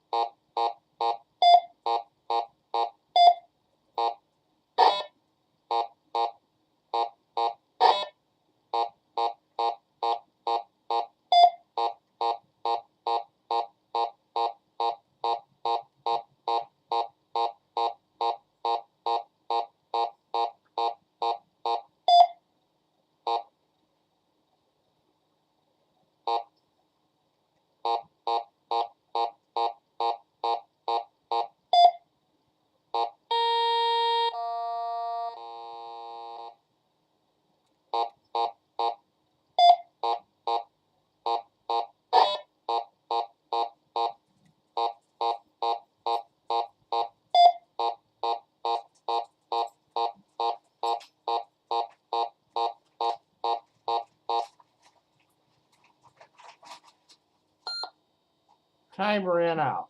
Yeah. Okay, that was your high score. Play again. All right. It was passively entertaining there for a what you have to do. I haven't seen a pick up the dots and have finished in a certain amount of time. I don't see a timer here.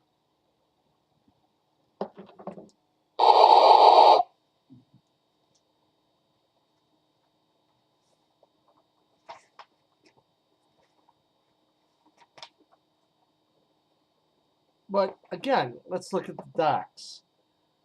Chase scenario. Okay, so that seems like the graphics are simple, but here's the background to it. It's nice the way he fleshes this out. One day while taking a walk in the woods, you were captured by aliens from the planet Zellamquatz. You are now trapped inside their spaceship and are being taken back to their home planet. Inside your cell, there is large quantities of strange food and a black dimensional door. Also inside your cell is a red smiley-faced creature that likes to eat humans. You are doomed to eternal captivity, and your only chance to survive is to constantly eat and run away from this strange smiling monster that you call Sam. So moving, okay. You're the little black man on the screen. In order to make him move, you use the joystick in the 8 directions. Score. You score by eating the colored squares that cover the screen. Lives. You have 1 life. If you are eaten, the game is over. Door. After running around the room for a while, the computer will make a strange sound. That sound means, that you have to leave the room because there is very little air left. To leave, simply run out the black door. Okay, that's the one we started in. Rooms. After you run out the door, you will land in a new room with an even faster smiley face to chase after you. The room level that you are on is displayed in the center of the door. Okay, that's why it always said 1. All right. So let's try this again.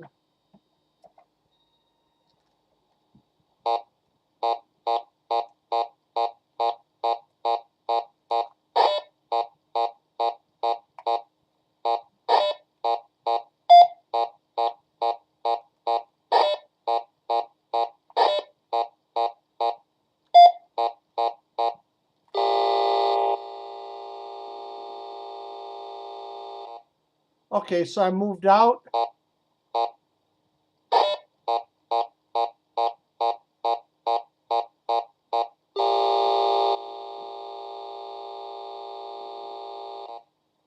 Okay, so you can always bail out.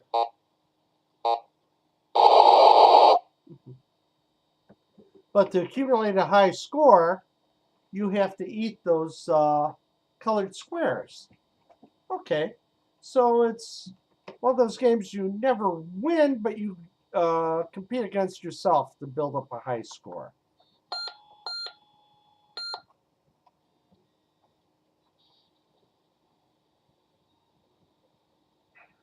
Okay, so you played Bombardment in TI Extended Basic, which plays at the correct speed. We played the Castle of Death, Chase, the Chicken.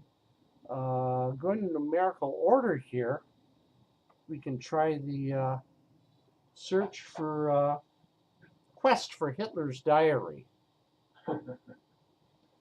Strange, you seldom get into World War II.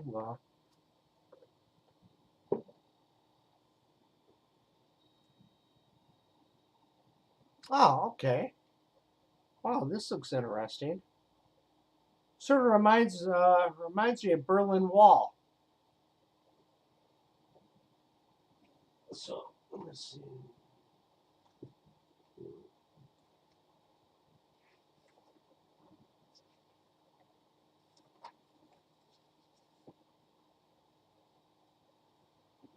Okay, so it's the Quest for Hitler's Diary with a reversed swastika.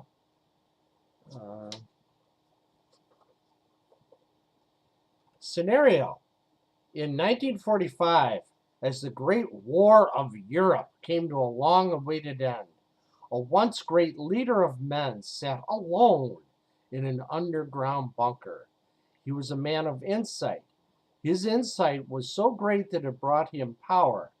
History has pointed out many times that power corrupts, and this man had been on the verge of gaining absolute power. It is now 2045, and you, a great historian and archaeologist, see that history is again on the verge of repeating itself. This cannot be allowed to happen, and you have resolved not to let it. To this end, you have decided to find the long-lost and possibly non-existent diary of the long-dead leader of men. You have discovered that hidden beneath his bunker are 3 undiscovered subterranean levels. Advanced research has conclusively indicated that the diary is in the bottommost level, shielded by lead-reinforced walls and protected by hidden traps. In 2045, the belief in ghosts has been outlawed, but you have heard rumors about Hitler's ghost floating around. Purpose: to find your way down to the bottom level of the bunker, find the diary, and return to the room that you started in before your energy runs out. Moving: the man is moved by using the 8 directions of the joystick. Doors: the man can walk through any door if he is lined upright. Think 3D. Walls can be blown up to create new doors using the arrow keys, ESDX, respectively. For example, if you want to enter the room to your right and there is no door, you can press the D key, right, to create a new one-way door. Oh, great.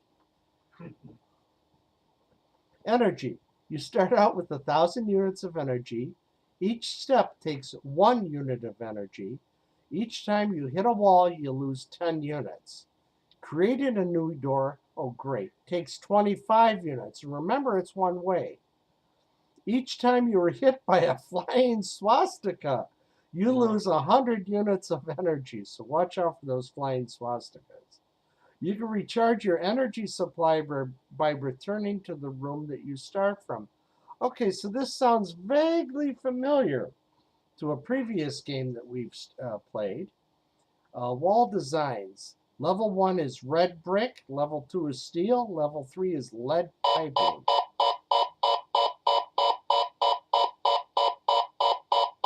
Well, I guess it's been running all this time.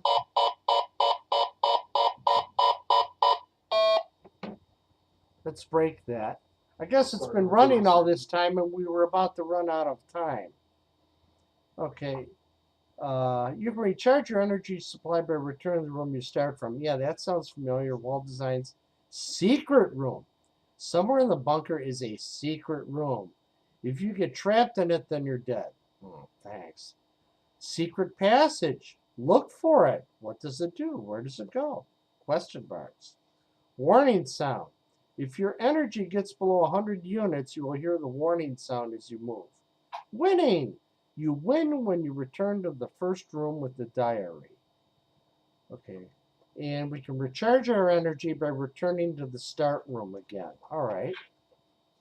So here it shows the quest for the game screen. Quest for Hitler's diary. Energy 1,000.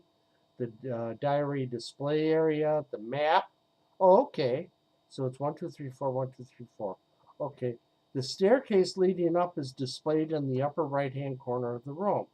The staircase leading down is displayed in the upper left-hand corner of the room.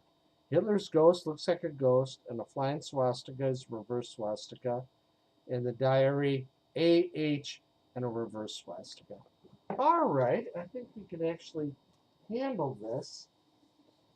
So,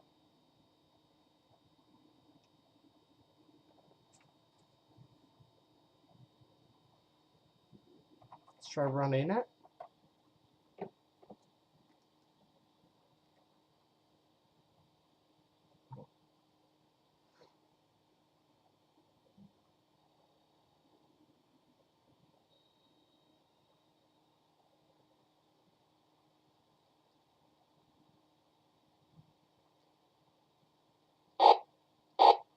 Okay, come on.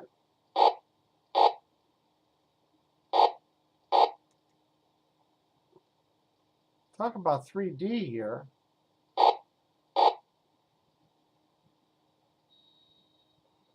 Boy, you really got to line yourself up right with the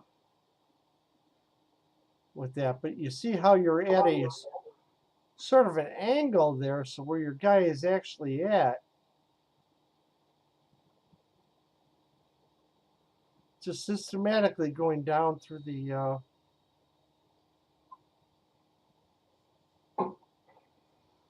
Okay, so this map I showed wasn't for that previous game, it was actually for this one, where I have mapped this out.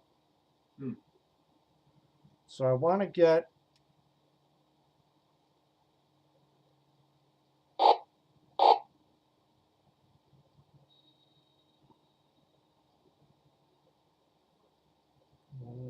oops.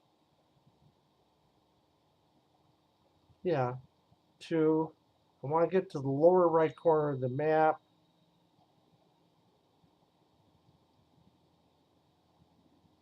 Well, that's not going to take you there. No. Yeah, I guess this is consistent every time you play it.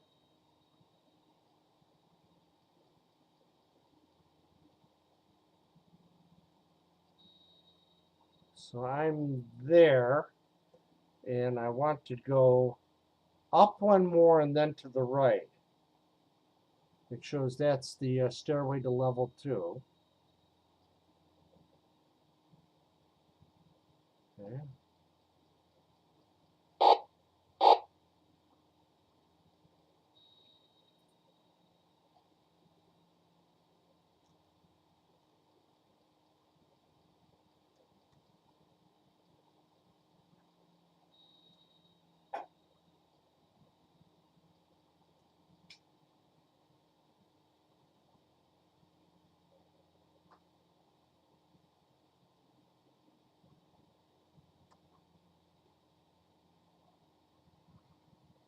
Okay. So we have to go up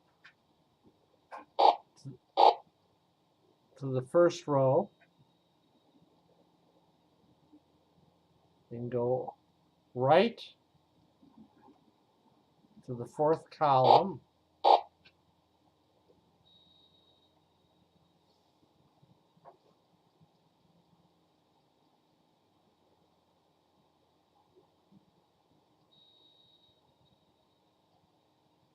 And there's your stairway going up. Now I've used up quite a lot of energy points. Somehow I don't think I'm going to make it to the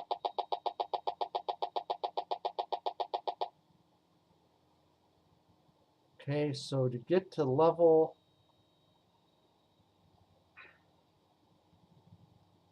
the next stairway,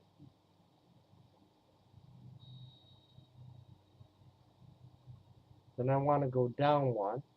Gee, it's nice where he shows you a little map of where you're at. Yeah, so you know what grid square you're in relative to the rest of the No. level.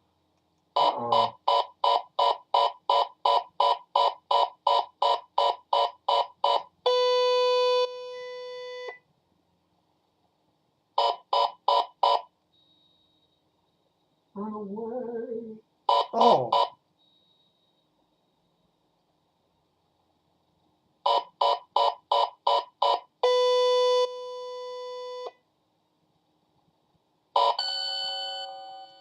Got hit by those darn flying swastikas. I was trying to get to the bottom of that room because I'd have to use the bomb in one of these walls to blow through to get to the stairway to level 3. And apparently that's how far I made it the last time I played this game. Oh wait, there's another piece of graph paper here.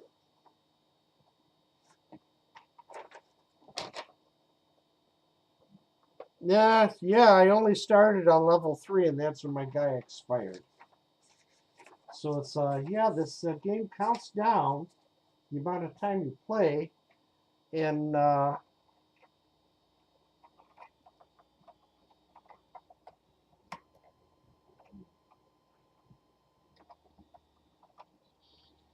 it counts down time in real time as you're playing. And then if you run into a wall, you lose time, so you only got so much to start with. All right, let's go with F for Monkey Kong. This is by Tom Perkowitz from the Tomputer software library, disc collection number 1.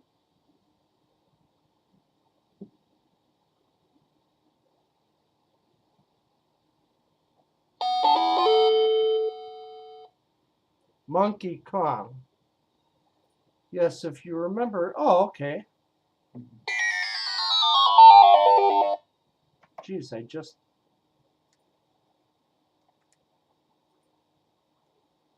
If you remember when the game Donkey Kong came out, the Japanese developer wanted to call it Monkey Kong, but he thought it was there was a worry that it was too close to King Kong. So they gave it the fictitious name of Donkey Kong. Yeah, and I think they did actually have some litigation over the Oh, they did? whether or not it did anything is another matter. I tried jumping over that fireball, but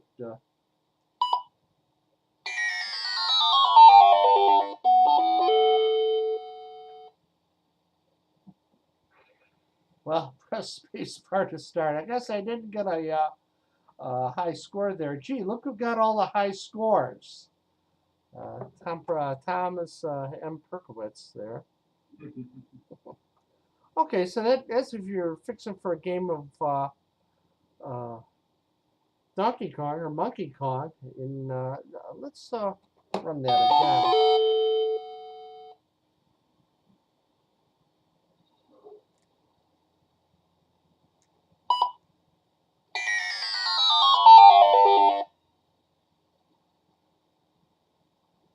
Geez, if I ever get into this game, I think I'll eliminate the call coincidence for the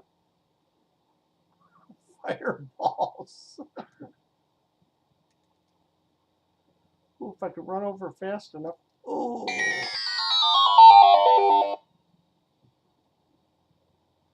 Now you can actually have fun with this.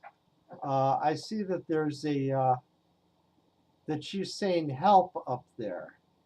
Yeah. And you can put speech in here and have the speech and use a high pitch. Probably not every owner of the TI-99-4A had a speech synthesizer. No. Although I guess you could probably write some code to determine whether there was one attached or not. I think there is, but I can't say I've ever seen that, where the author says in so many words, it will automatically detect it. A lot of times it's either a pre-requirement or it's something it doesn't need. Yeah, I think I've seen that on the menu screen, with speech, without speech. Mm-hmm. So there seems to be enough room here. You can hang on the ladder.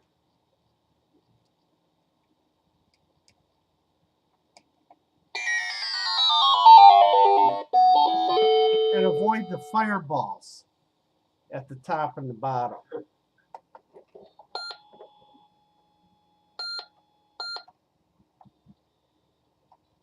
Okay, we'll select load off of disk 1. Okay, G, the haunted lighthouse, we tried that already. Right. H, party. Party. Hotty, hotty.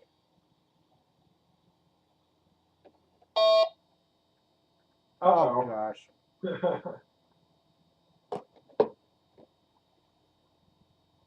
Really?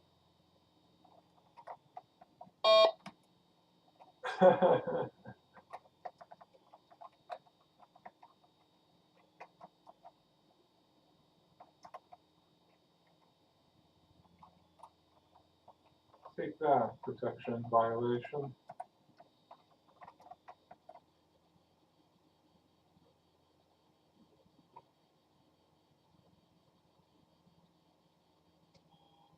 I think it'd be cool if Mr. Perkowitz is able to re-release these games. Yeah, or some of the intermediate states of things.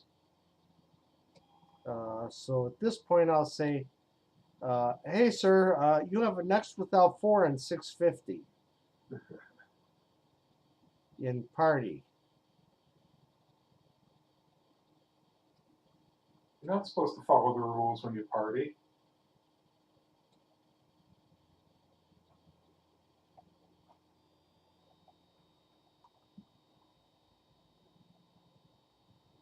Boy, that's a awful convoluted statement there. You missed. Call sub 400. I wonder if that's part of like a screen drawn object that requires spacing and translates to a character.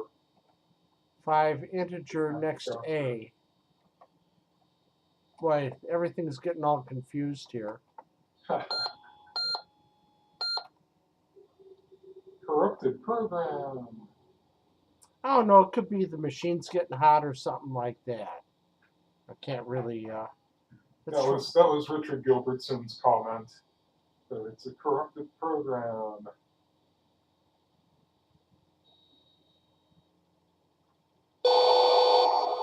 Well, it's probably the first time in my life I've tried running that particular program off this disk. CTIUG 037.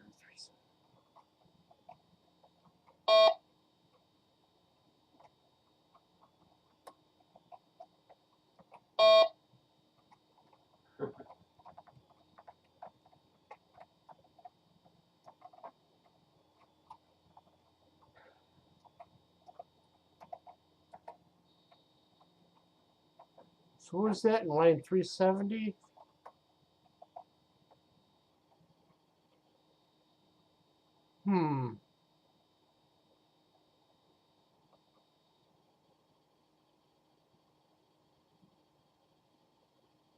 That looks on purpose, but I'd really have to go. It could be a bad sector, and that might be the default pattern that it read in. Yeah.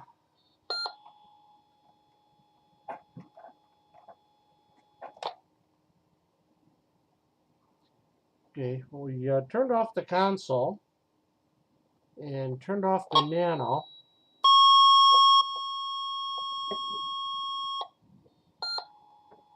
Hopefully that cleared out the memory. We'll reload RXB. Now Rich is saying he thinks it may be a protection scheme, that when you're trying to perhaps observe it, it's changing it in a not so friendly fashion. Or it could be machine's been on, I wiggled the nano or something like that. It's not reading the address correctly.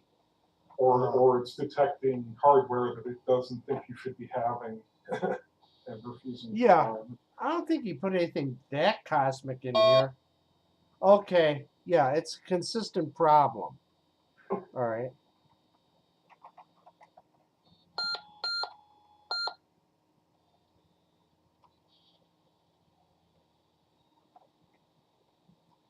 Party, road race.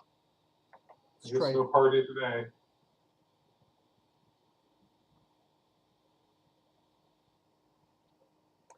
Yeah, it could be there was a corrupted sector on the disk or something sneezed.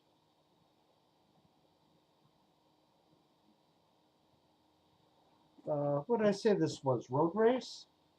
No, thief.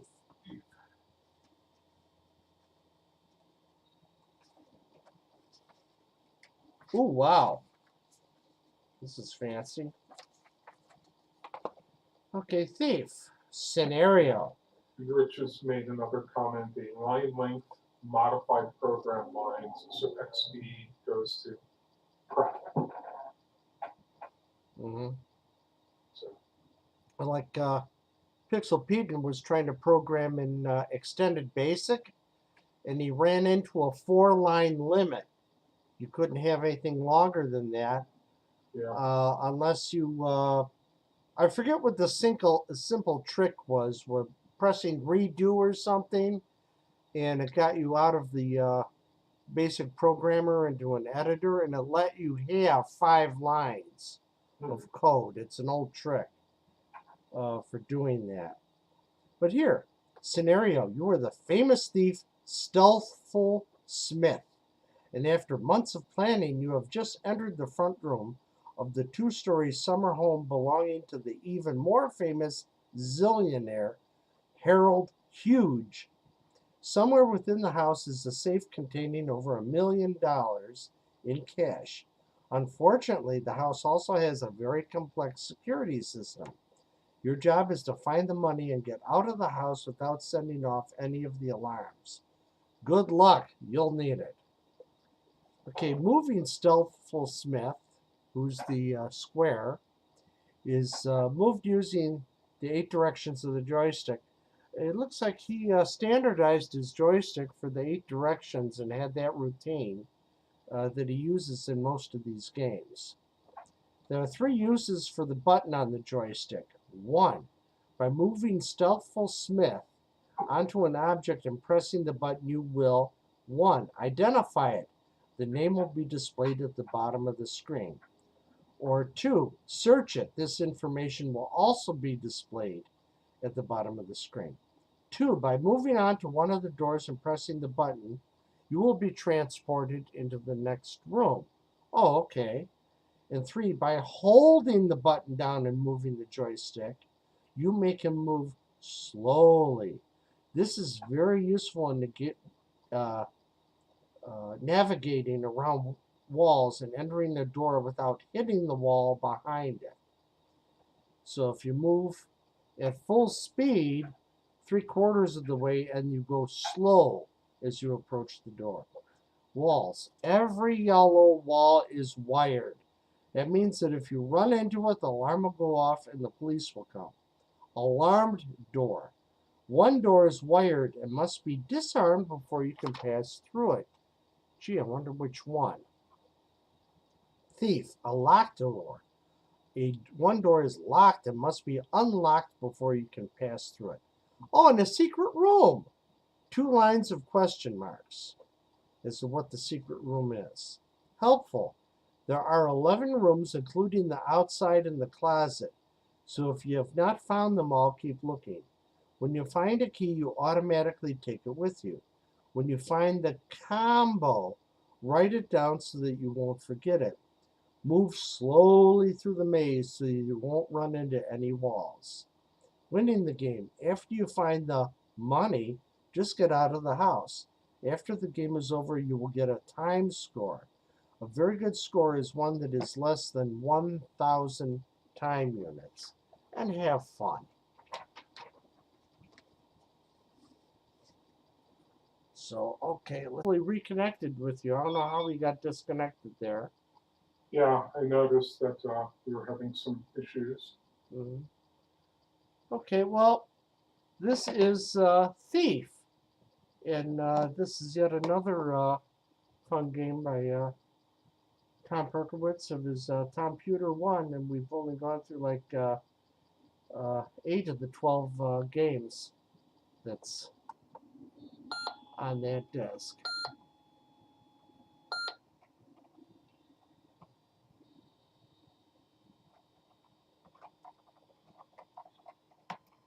Oh well, in any event, we're coming up on, we're at Yeah. 3 right now, so I'm not sure if there's anything else you want to demo or talk about. Well, of course, there's a lot else I'd like to demo. Hal, are you in range? He has his back to us, but he may be listening. Yeah. Do you wish to make any announcements? Yeah, you might want Like to remind about the people fair, about the upcoming fair. or if the library is going to open up and we can do these meetings in person again, or what?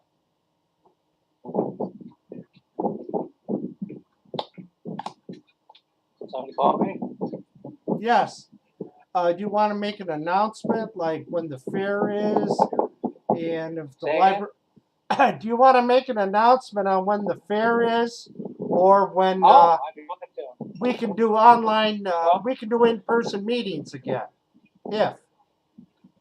Okay, in case anyone's been wondering, by the way, what we're doing out here, I knocked off my starboard running light about a week ago, 2 weeks ago.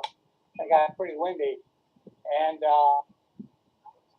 anyway, some good friends that just replaced it for me. I went and bought the thing yesterday, but you guys all know how wonderful I am with anything at all that requires small motor skills. So these guys fixed it for me. It was wonderful. Anyway, the fair. The fair is going to be on October the 29th in downtown beautiful Evanston, at the Evanston Public Library. And there'll probably be a dinner before the fair. Then we'll have the fair itself. Then we'll have the banquet afterwards. And then the infamous pub crawl. If we've got survivors from the banquet. Then it brings her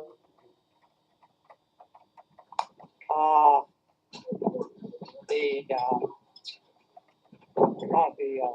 Burger King is now closed. We can't meet for dinner there. Our breakfast there the following day. But we'll try and find someplace that we can meet.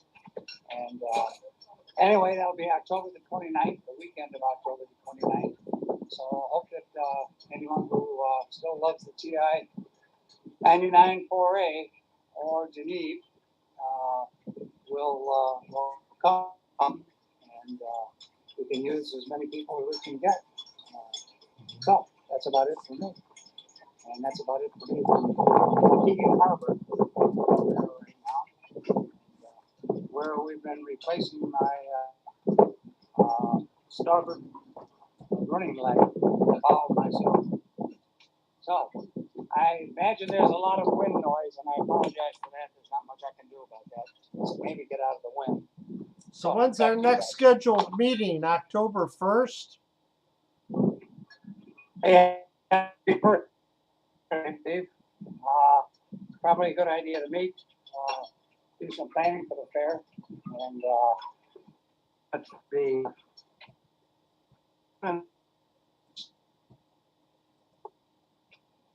still have a couple of programs that we haven't seen yet.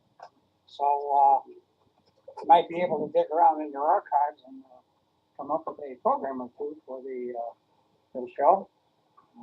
I understand we're down to what, our last 3,000 or 4,000 programs.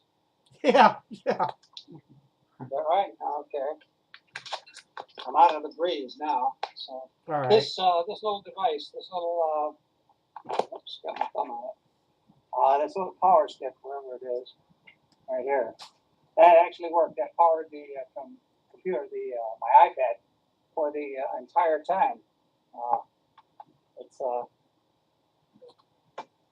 let's see.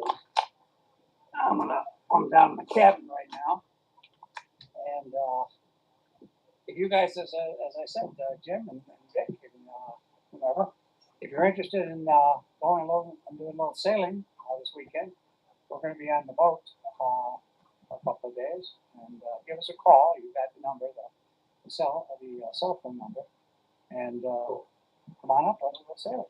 Yeah, I mean, if I have a little free time, maybe tomorrow, maybe, or I don't know if you're gonna be up there Monday. Yeah, we'll be here on Monday as well.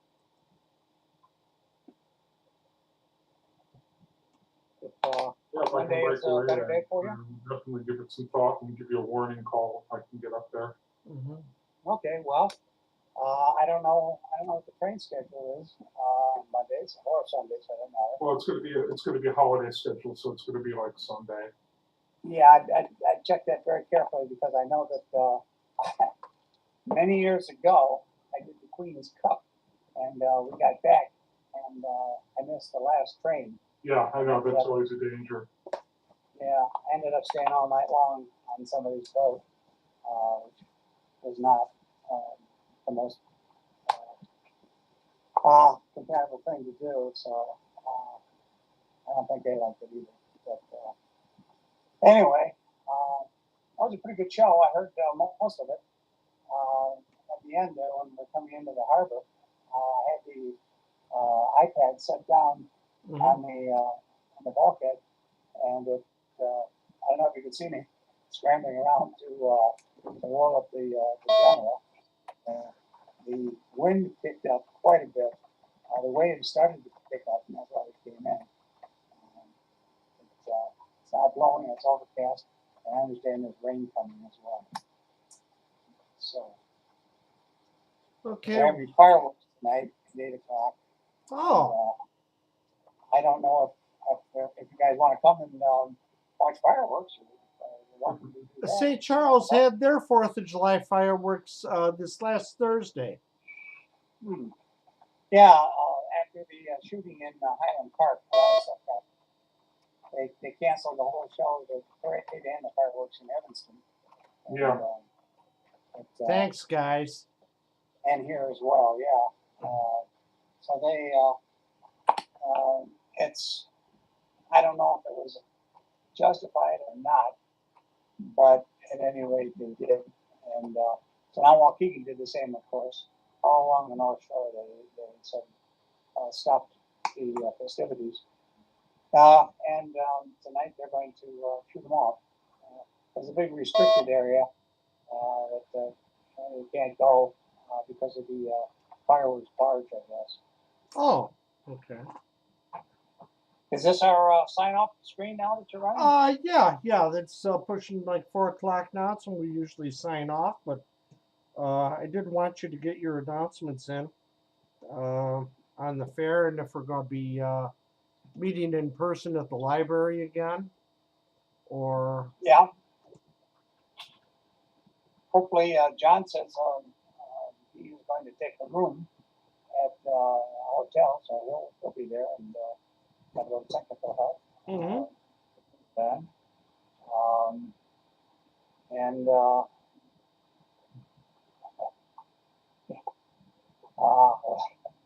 his wife declared last year that she couldn't be left alone on that weekend a year ago. So apparently he's calmed her down a little.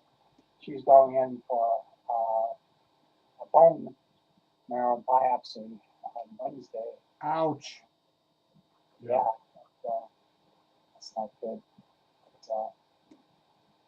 We have our fingers crossed. Mm-hmm. Well, listen, I'm going to sign off and gonna go take a shower before it rains, get dressed, and we'll go over to the club tonight and have dinner and watch some fireworks. If you guys give us a call and you want to come up and watch fireworks, I'll let you into the parking lot or whatever. Okay. We still broadcasting, James? Yes, we are still broadcasting. Okay. So you've just invited I don't say everybody. anything embarrassing. It should be interesting Well, to see how many people show up to go to the fireworks with you, Al. yeah, we may have a few hundred extra CTIUG watching the fireworks. That'll be cool. That'll be cool. Bring beer. I can't drink anymore, but I'm sure everybody else will. All right. I had a beer the other night. Actually, I have to confess, I had a light beer, and I think it's my first of the year. I'm not supposed to be drinking anymore, but Careful, your doctor might watch this. sneaked in a beer. Anyway, listen, I'm gonna say adios, and it's a good show. I had a difficult time looking into the sun to see the screen at points until I hit the iPad behind my wife, who was at the helm almost the whole day, so that I could watch the show and enjoyed it. Hell's Hall Mm-hmm. was a little tough to see, and then the next one with the different versions of it was even harder to see. Mm-hmm. But I saw most of the show. So, see you guys later. Bye Okay. for now. Take care.